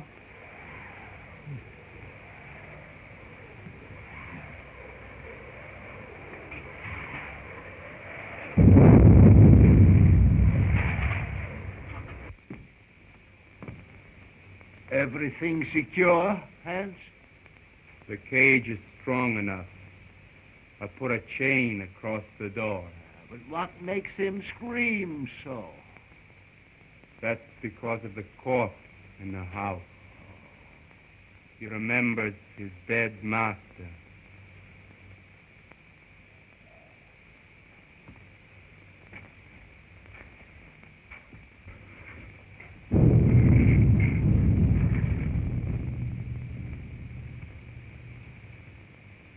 You have my deepest sympathy, Robert. Thanks, Mr. Wilkes. It seems unbelievable that it could have happened so quick. Why, only last week when he was in the city. He seemed perfectly well. My brother always enjoyed good health, Mr. Wilkes. I was the sickly one, and now a paralytic. But could medical science do nothing for you? No, nothing can ever bring power to these lifeless limbs. Don't be alarmed, Mr. Wilkes. He is securely locked in his cage. Would you care to see him? Why, yes, if it is not too much trouble. And take Mr. Wilkes down to see Yogi. Yes, sir.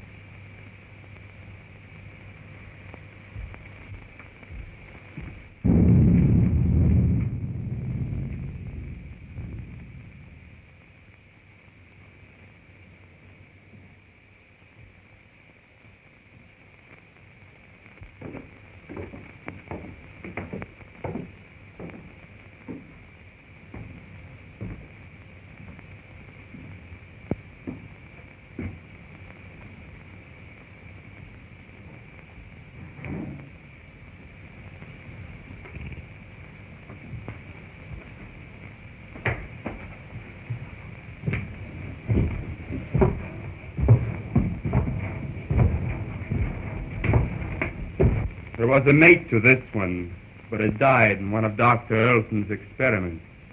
What was the nature of that experiment? I don't know.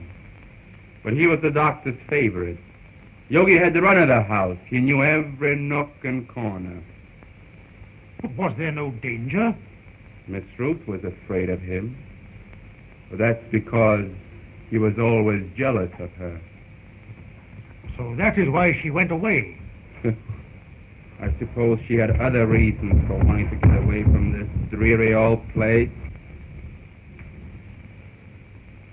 And she's coming back here tonight. If she does, he'll know.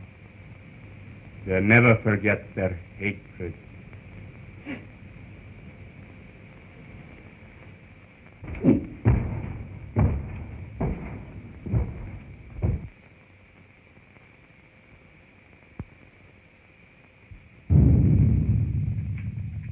Is Miss Ruth's room ready? Yes, sir. Light a fire there. It's growing cold. Make her room as cheerful as possible. Yes, sir.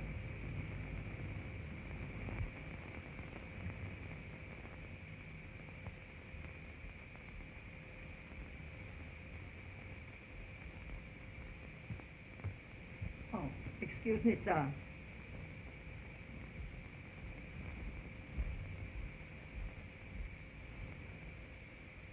Look down the road and see if you see any signs of Miss Ruth.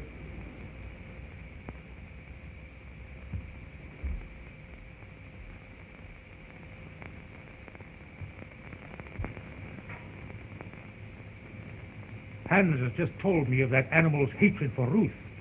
They should not be in the same house together. She's perfectly safe. He can't possibly escape. Why, with his tremendous strength, anything is possible.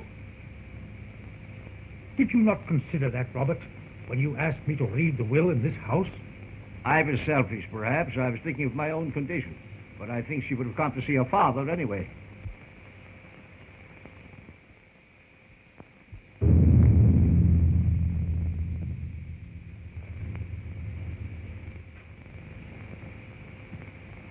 Storm is increasing. I'm afraid I shall have to impose on your hospitality and spend the night here. Yes, of course. Mrs. Krug. Mrs. Krug? Mrs. Krug?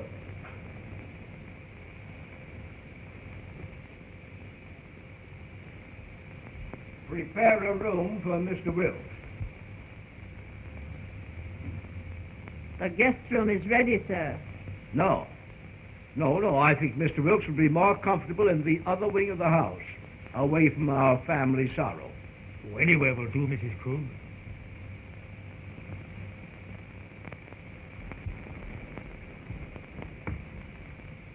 Did you see anyone on the road, Hans? Can't see a thing.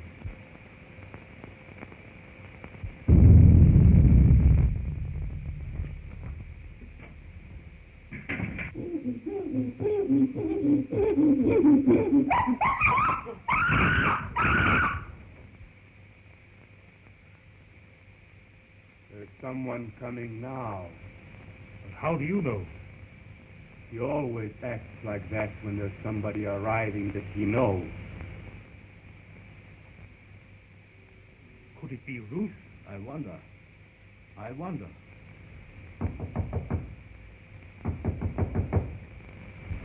County Road. County Road.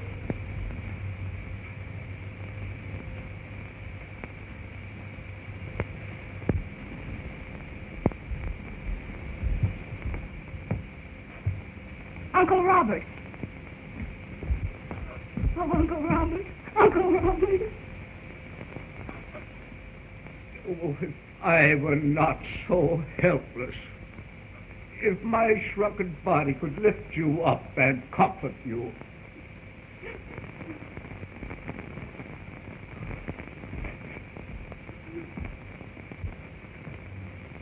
There, my child. Be brave, dear. Be brave.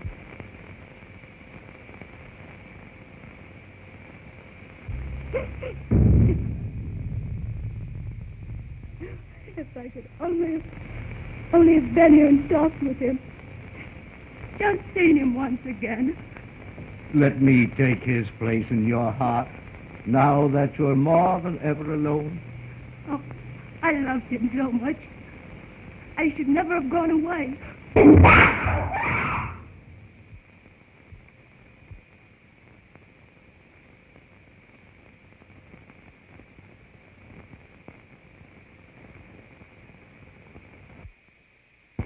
There is nothing to fear, dear.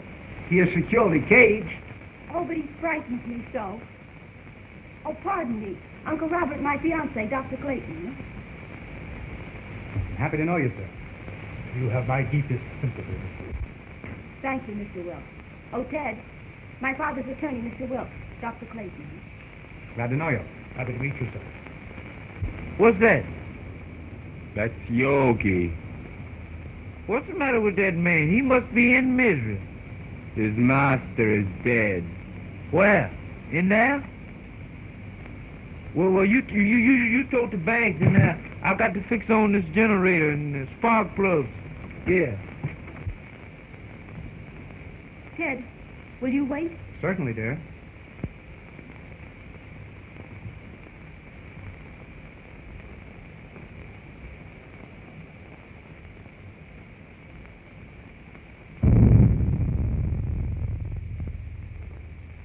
Make yourself comfortable, Doctor.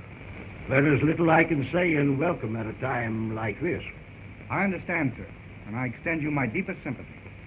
Thank you. You knew my brother. You were acquainted with his work? Yes.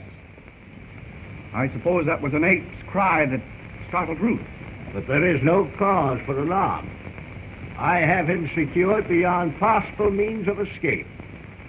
Mr. Wilkes inspected him. Oh, yes, sir. He's in a cage. But he's such a powerful animal. I would not have wanted to be closer.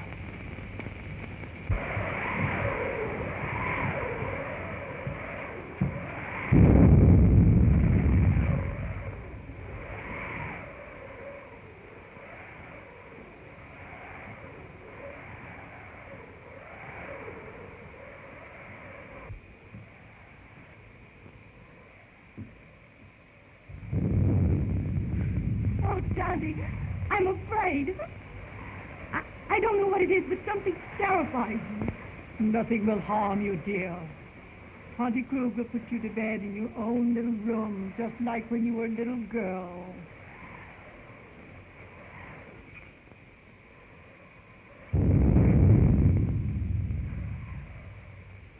Oh, I can't seem to realize. It was all so sudden. Yes, very sudden. Come along with Tante, dear.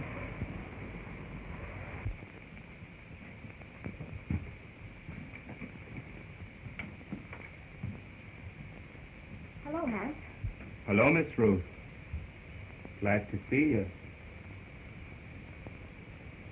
The luggage, where shall I put it? Put it in our old room.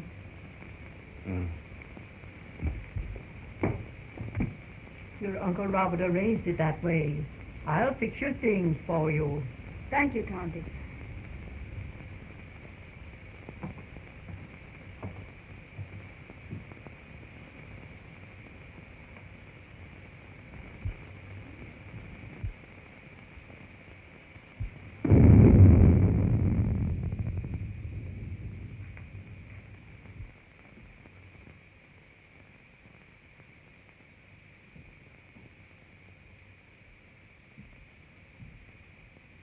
going to tell them. Now that he is dead, it should be known. Don't be a fool. We may be turned out. But it is our right. Haven't we been still long enough? No. Wait until the will is read. We may be rich.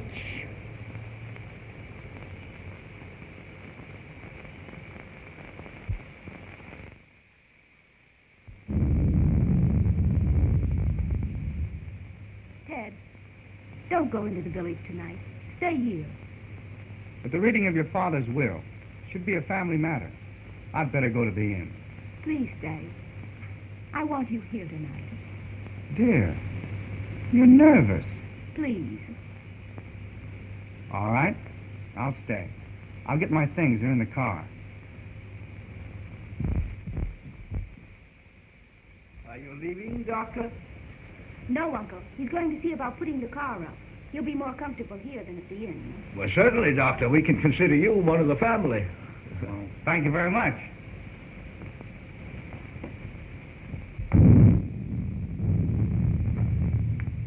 Oh, Hans, will you show Dr. Clayton where to put his car? He's staying all night. All right, Miss Ruth.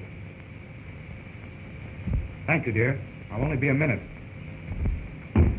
Tonty, will you prepare the guest room? Yes, I will, dear.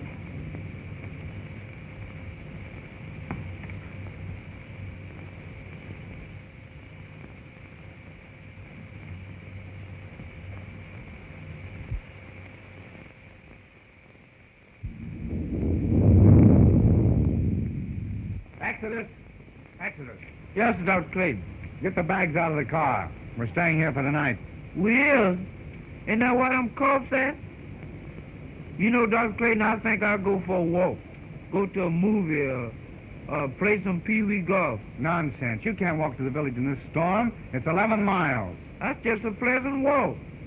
I'd just love to take off my shoes and play in the raindrops. I'd skip part of the way, too.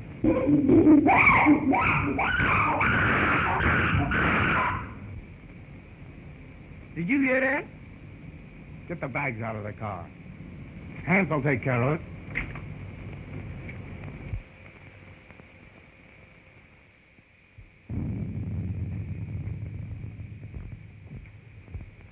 Oh, Ted, did Hans take care of the car?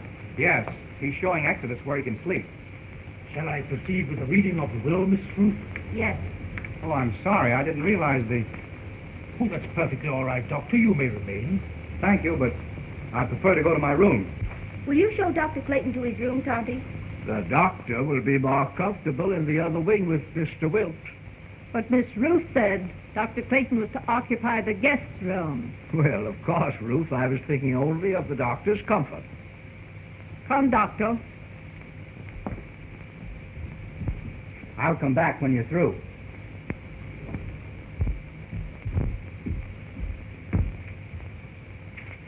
Is it necessary for Mrs. Krug to be present? Why, yes. She is mentioned in the will.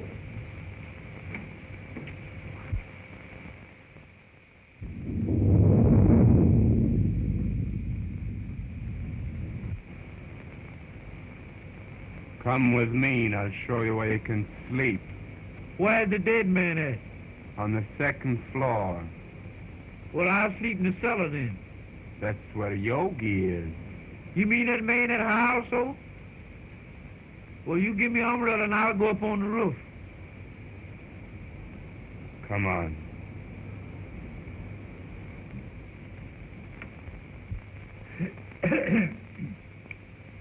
In the name of God, I, Philip Elton, being of sound mind and memory and not acting under duress, menace, fraud, or undue influence of any person whatever, do make, publish, and direct declare this my last will and testament in the manner following. That is to say that I bequeath all monies to my credit at the Hudson National Bank in the amount of $50,000, together with all personal property in the safe deposit boxes of the Hudson National Bank, which consists of house and lot and furnishings and personal effects pertaining to house and grounds, to my only daughter, Ruth Elton, and sole heir. In the event that my sole heir, Ruth, should meet with death in the meantime, then the above I bequeath to my only brother, Robert Elton. In loving memory, I hereby provide that he be sheltered and suitably provided for in our family home until his death. This home to be maintained until such time. To my faithful servant, Emma Krug, I hereby bequeath the sum of $50 monthly to be paid out of my estate. This sum to continue without recourse until her death. I hereby appoint William Wilkes as executor of my will to act without bond. Witness my hand this the 22nd day of April, 1925. Philip Elton. I'm very grateful to your father, Miss Rose.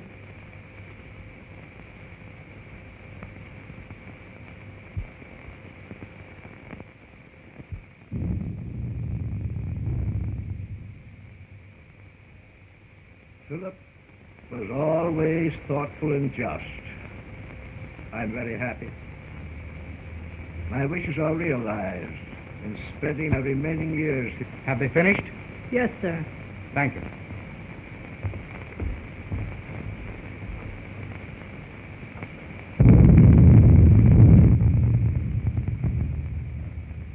It ain't fair. It ain't fair, not a penny. And we have been still for so long.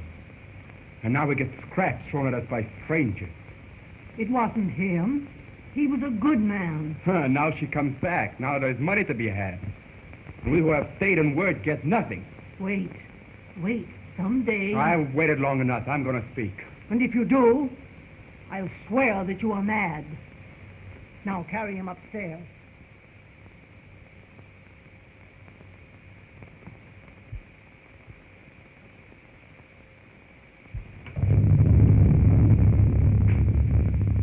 Are you ready to go upstairs now? Yes. It's been a trying day. I think I had better retire. You also, Ruth. I'm coming with you, Uncle.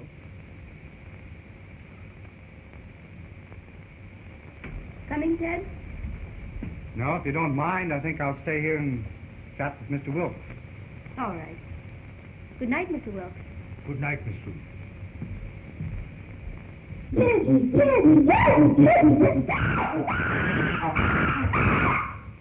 That yoga man sure is mad about something. If he's gonna yodel all night, ain't nobody gonna sleep. Hans, I will go through my brother's room. I have had my bed moved to the room next his, so we could spend these last few hours together. Go to my room, dear. Yes, Uncle.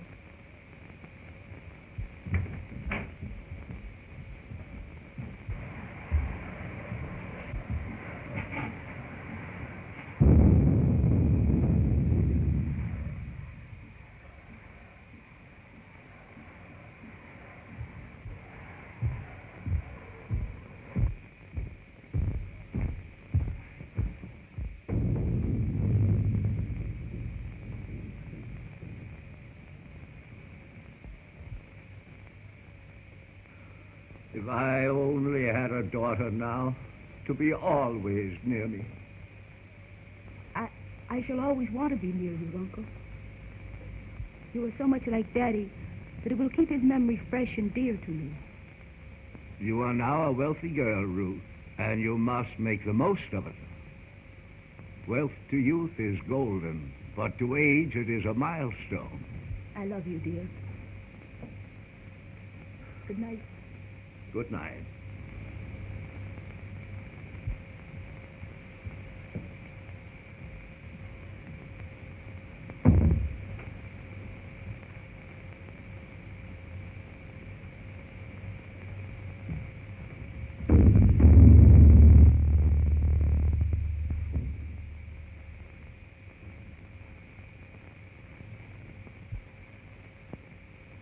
Hypocrite.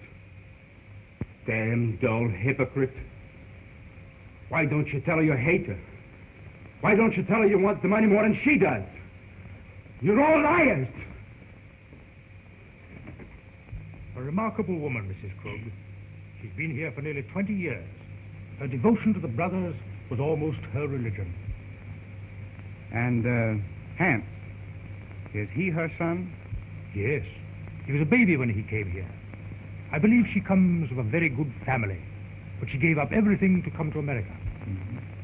They're Germans, aren't they? Yes, so are the Eltons. I think there's some sort of a distant relationship. There's a large fortune involved, isn't there? Considerable. Enough to almost burden a young woman like Ruth. I believe she understood the provision of the will. The estate is hers unconditionally. Her father intimated as much.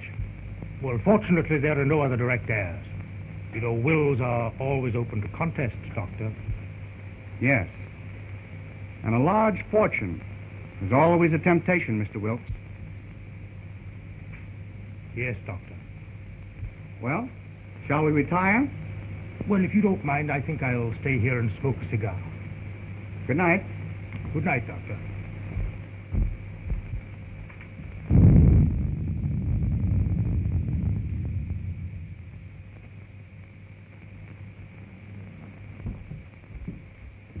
I have attended to your car and driver, sir. Thank you, Hans.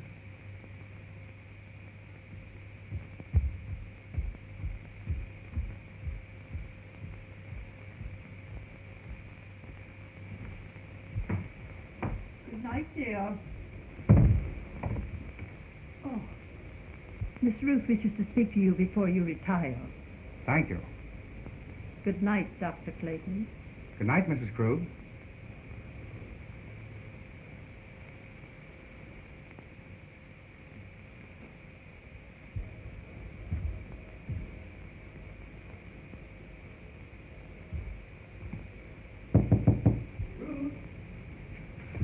Come in, Ted. Mrs. Krug said you wanted to see me. What is it? Listen, Ted. I have a premonition that something's going to happen. Something horrible. No, it's your nerves. What you need is some rest. Oh, I know it seems foolish, but it's all about me, oppressing me. The house wasn't like this when Daddy was alive.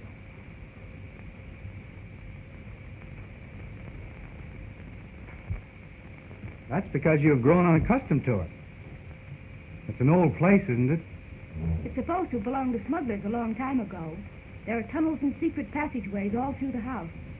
Daddy had them all sealed up, because when I was a kid, I was always getting lost in them. That's swell. That's the first smile I've seen today. Now, it's time little girls like you should be in bed. And I could do with some sleep myself.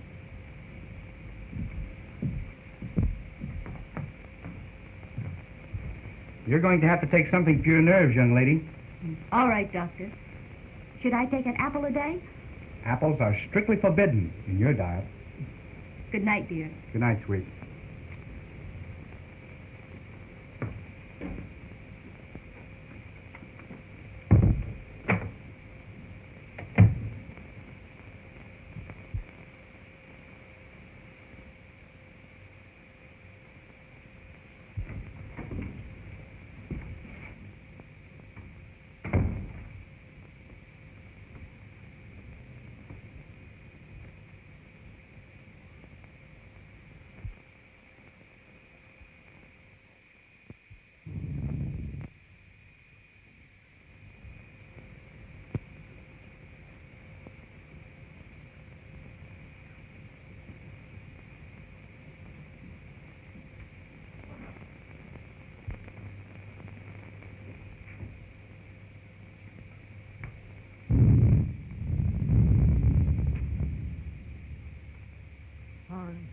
Lock and bolt every door and window.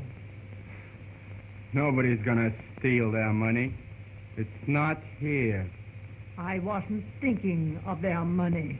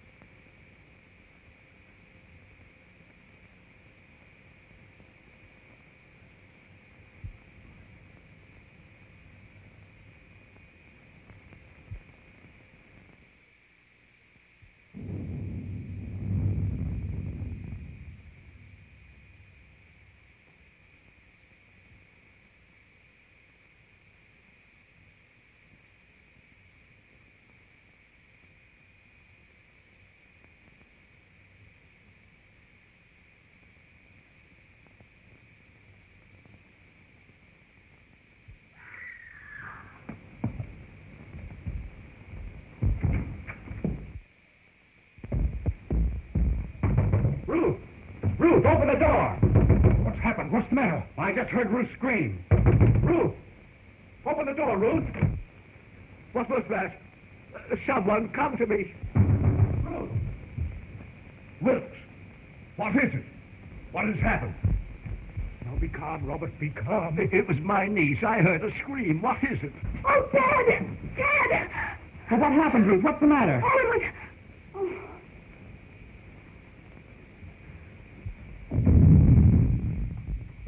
What is it? What's wrong? Oh, Dad, take me away. Take me away. Yes, dear. Now calm yourself and tell me just exactly what happened. Oh, it was the 8th yogi. When I awakened, his arm was above me and he was clutching at my throat. Oh, it was horrible. Horrible. Yes, dear. Mrs. Krug. Oh, Dante. There, dear. You're just nervous and excited. All right, Krug. I'm afraid. I'm afraid.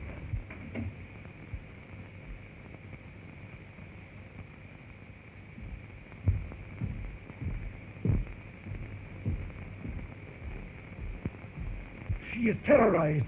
She said that awful brute was in her No, room. he couldn't possibly escape. Rouse Hand, send him to the cage and tell him to bring Ruth here to me. Yes.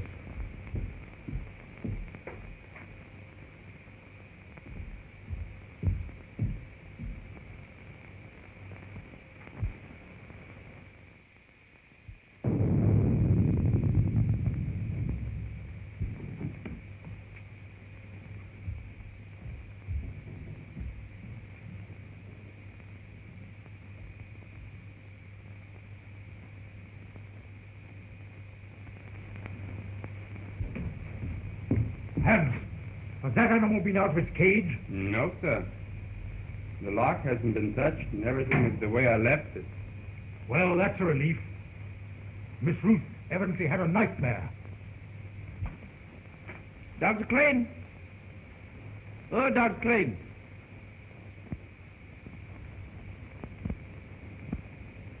I bet he's down there giving that yoga man a pill.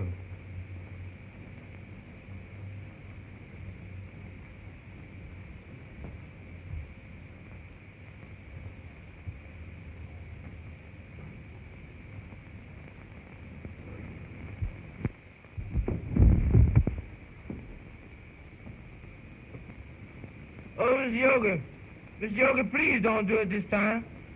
Don't bite on this time, Miss Yoga. Let me loose, Miss Yoga. I leave you. I ain't never coming back here no more. What is all this nonsense? What did you say, Yoga?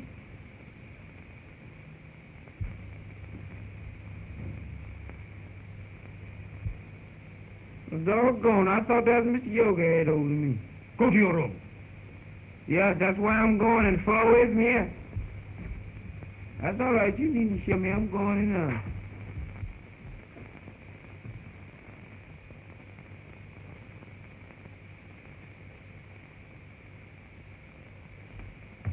He is securely fastened in his cage. I have just come from there. Did you find anything, Doctor?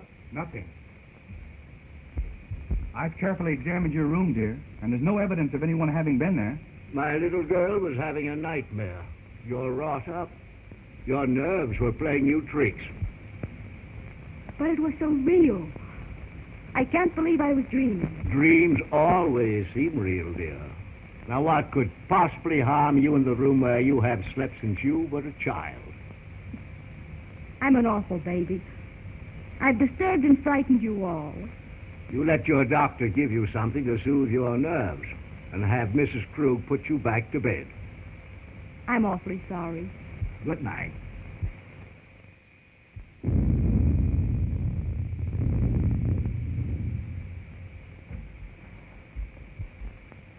Well, I must confess, Robert, it gave me an awful jolt. Ruth was always emotional, even as a child. Oh, Ted, I can't. The impression was too vivid. I can't sleep in that room. Then perhaps I'd better take you to the inn. There, dear. Tante Krug will stay with you just like she used to do when you were a little girl. Will you, Tante? Of course I will. Don't worry, dear. I'll be all right with Andy Krug. You've had a very severe shock. I'll get something that will help you sleep.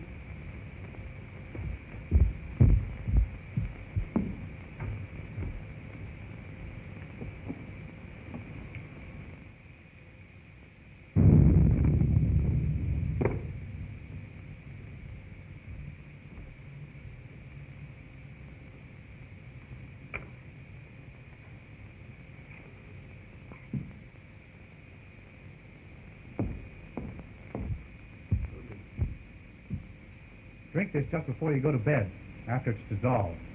Thanks, dear. Perhaps I won't need it. I'll sit up for a while to make sure you're all right. Thanks. Good night. Good night, dear.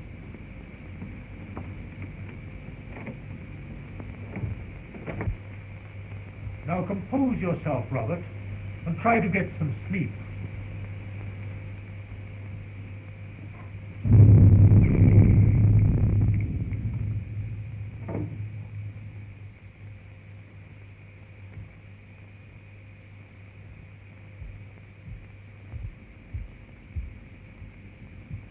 You may have another patient, Doctor.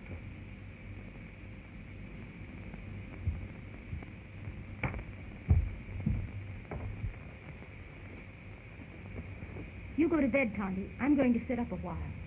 You should have rest, Ruth. Oh, I couldn't go to sleep right now. I'm going to read a while.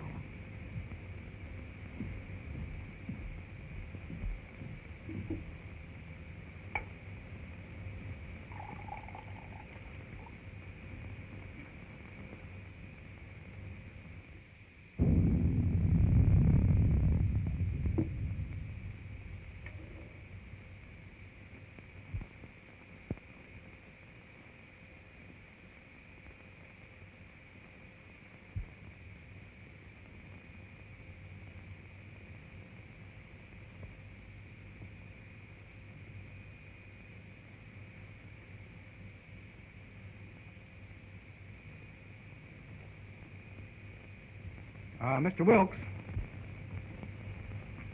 just where were you when Ruth screamed? Why, I was here, smoking my cigar. I must have dozed off.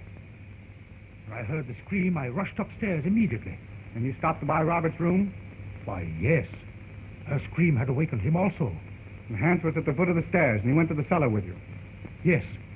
The ape was in his cage, and the chain was securely fastened. But I'm convinced that Ruth was dreaming.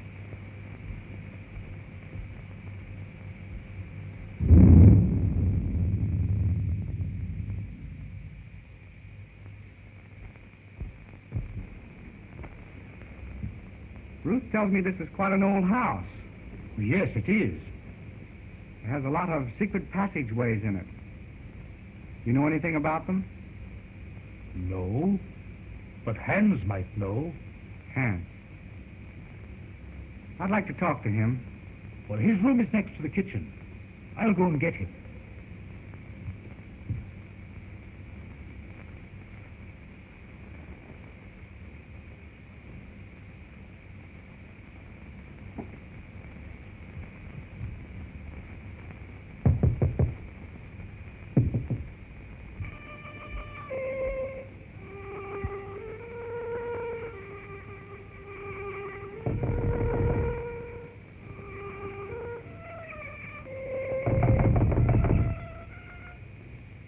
Hans!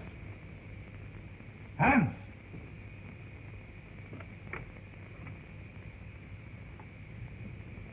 Yes, sir? Dr. Clayton wishes to speak to you.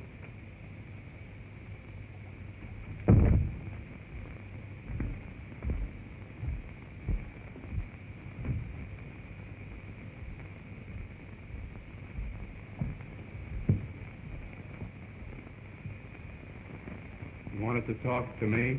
Yes, Hans. I want to ask you some questions. If Yogi should escape from his cage, Miss Ruth would be in great danger. Well, you can't get out, sir. I locked the cage myself. Mm-hmm. Are there any tunnels near his cage that he might crawl through? Well, they've all been locked long ago. Has Yogi ever escaped from his cage? Well, sometimes when I used to lock him up for the night, he'd suddenly appear in the doctor's or Mr. Roberts' room. They'd only laugh and say he could pick the lock. That's why I put the chain on the door.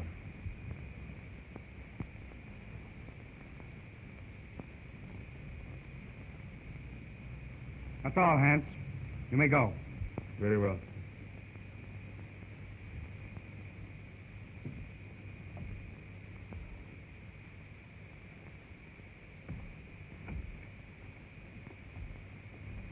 Are you sure that Yogi was locked in his cage? I'm positive. He'd have to be released by human hands.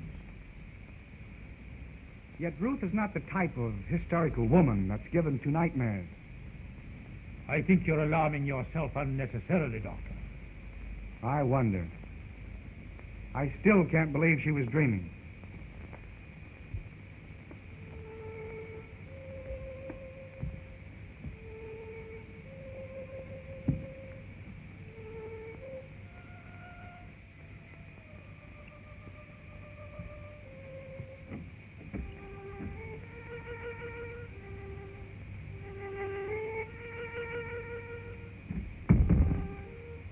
Strange boy, Hans. He often plays until late in the night. You say Hans was in the cellar? Why hadn't he gone to bed? Well, Hans's room is almost over Yogi's cage. He told me, before he heard the scream, that he heard some sort of slight shuffling noise coming from the cellar, and he went down there to investigate.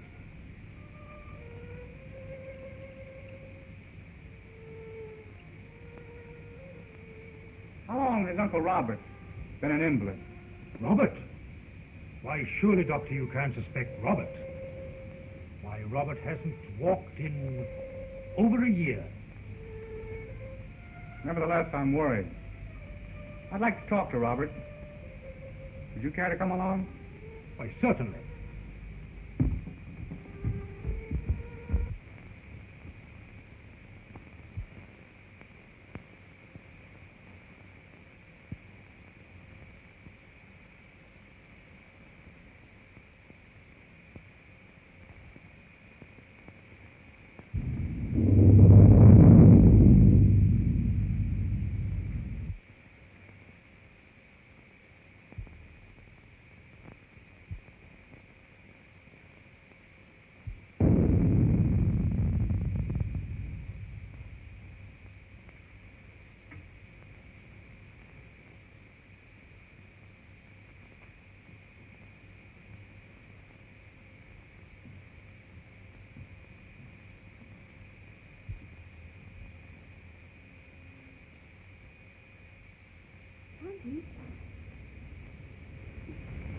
Tonty Krug. Tonty! Oh.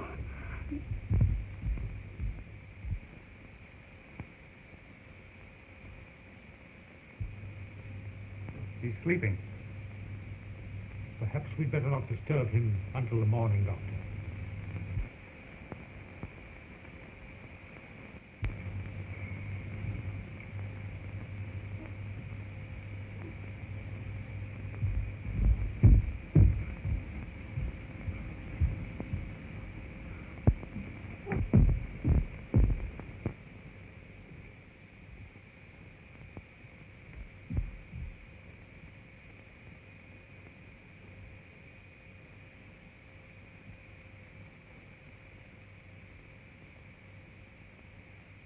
She's been strangled to death.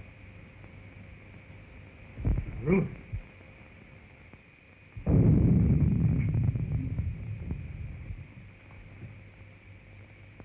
It was a shock. She'll be all right in a minute. You were right, Doctor. There must be a secret entrance to this room. Someone has made a second desperate attempt on Ruth's life. Mrs. Krug was not the intended victim.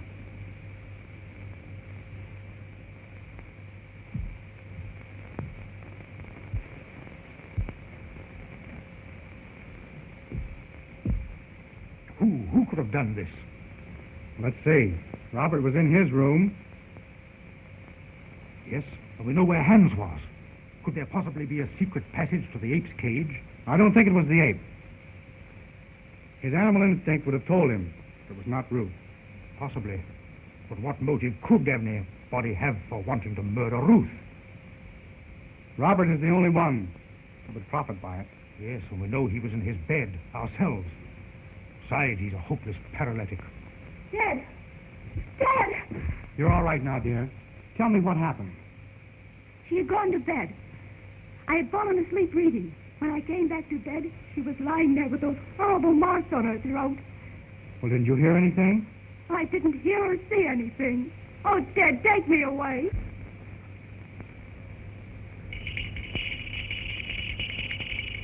It's Uncle Robert's bell. I'll go to him. Wait. Don't tell him. The shock would kill him. All right. I won't tell him a thing.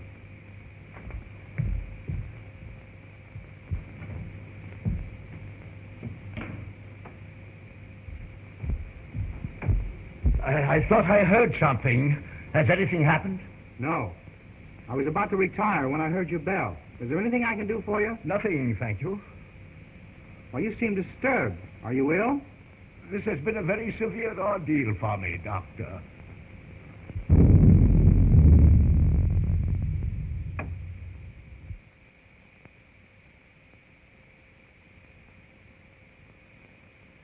Ruth! Are you all right, Uncle Robert? Yes, dear. Come in. Something disturbed me, and I rang for Mrs. Krug. The doctor answered. Your uncle is exhausted. I'll get him a sedative. No, thank you. Come here, Ruth. I thought I heard something, and I was a bit worried about your safety. No, I'm all right, dear.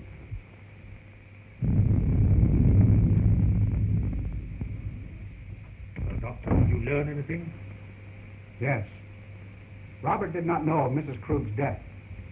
I was taking his pulse when Ruth entered the room unexpectedly, and it stopped completely for several beats. There can be no possible connection. Why, the man is a helpless paralytic. I'm not so sure. I want to find that out for myself. Would you be so kind as to take Ruth downstairs? Certainly. Thank you. It's late, dear. You'd better try and get some rest. And you'd better go to bed, too, Ruth. I'll take care of your uncle. All right, Ted. Good night. Good night, dear.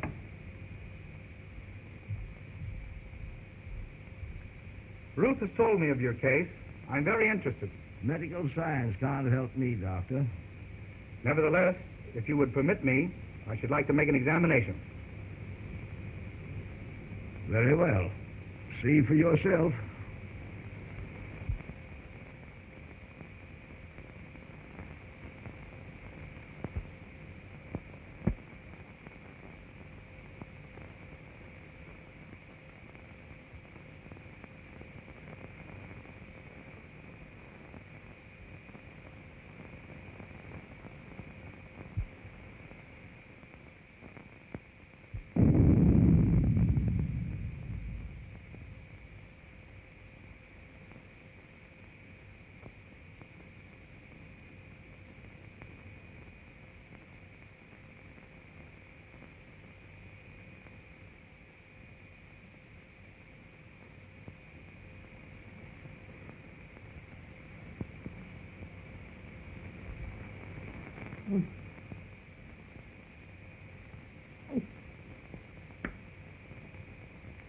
No.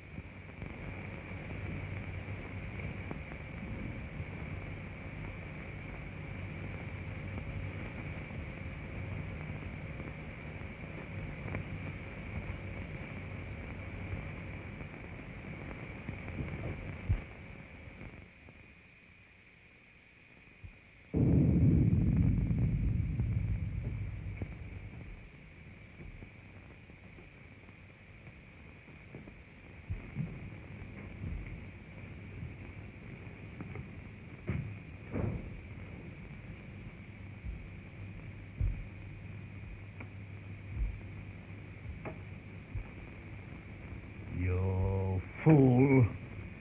You let the girl escape. You have failed again. It was her bed. I was sure it was the girl. Instead, it was my mother I killed. Do you understand, my mother? Emma? Dead? You put the idea in my head because you wanted the money. You told me when the girl was out of the way, you would acknowledge me as your son. And we'd both be rich. They'll hear you. Shut your vile mouth. Why didn't you tell him I was your son? And now Mother is dead. And it's all your fault, you shrunken devil. Yours and the girl. And I'm gonna kill you both. Hands! Hands! I was wrong, Mr. Wilkes. It's utterly impossible for Robert to ever walk again. Why, Ted, what do you mean? Ruth, you must realize that the attack made on Mrs. Krug was obviously meant for you. But who would want to harm me? There is only one possible solution. The ape. Yogi. Oh, Ted, if he is loose, he will kill me. Oh. Mr. Wilkes, will you see if Yogi's in his cage, please? Why, yes, yes. Oh, Ted, then it was Yogi's arm that I saw. I wasn't dreaming. I'm not sure yet, dear. Oh, Ted, take me away.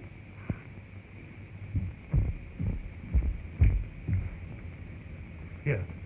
Have you got a revolver in your car? No, sir, I got it right here. So if Yoga messes out with me, I'm going to blow a hole right through his fur overcoat. Good. Come along with your revolver. No, sir, not me. I wouldn't go down there with President Hoover. Not that he's a better man than you, but the position he holds. Sure. Give me that gun.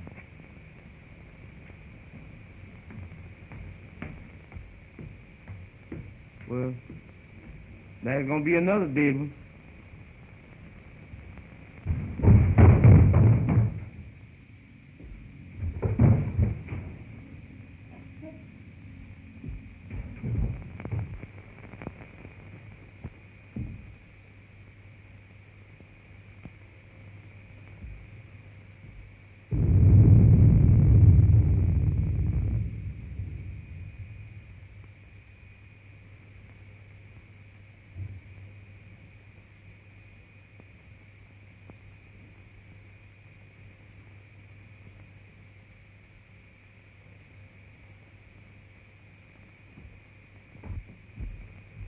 The ape is securely fastened in his cage. Then there's someone else in this house. Ted, what are we going to do? And the first thing I'm going to do is get you out of here immediately. Exodus? Yes. Bring the car around front as quickly as possible. It can't be too quick for me, boss. Don't you worry, dear. Dr. Clayton! Dr. Clayton! Dr. Clayton. What is it, Hans? Something terrible happened to Mr. Robert. Ted, go to him. I'm all right with Hans. Go. Come on, Wilkes.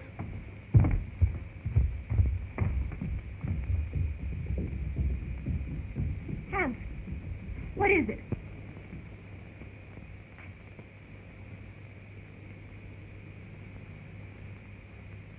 Hans.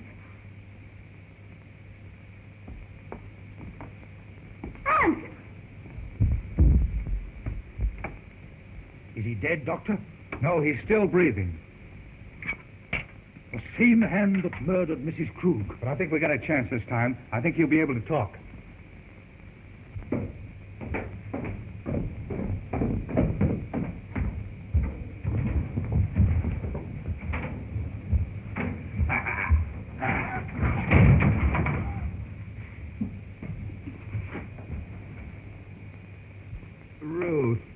Ruth. It's all right now. Tell us what happened. Take Ruth away. Ruth's safe? Who was it? I am the guilty one. I forced him to do it. Him? Who do you mean? He is my son. Hans. Hans! Ruth!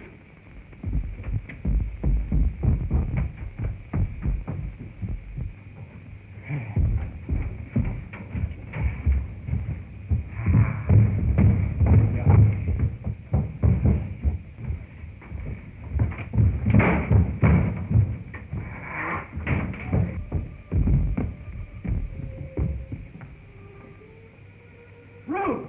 Ruth! Ruth! Doctor!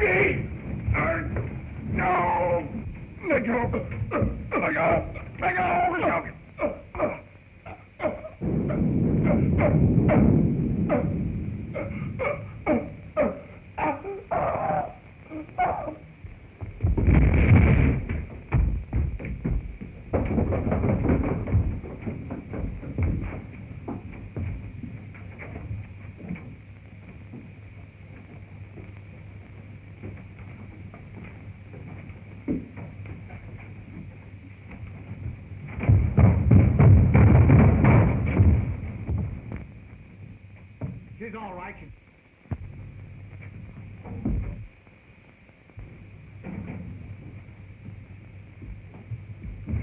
Excuse me, boss. What is done with one of them things around the house? Well, Dr. Elton was an exponent of the Darwinian theory. Huh? He believed that they were our ancestors. You mean that he's related to me? Exactly.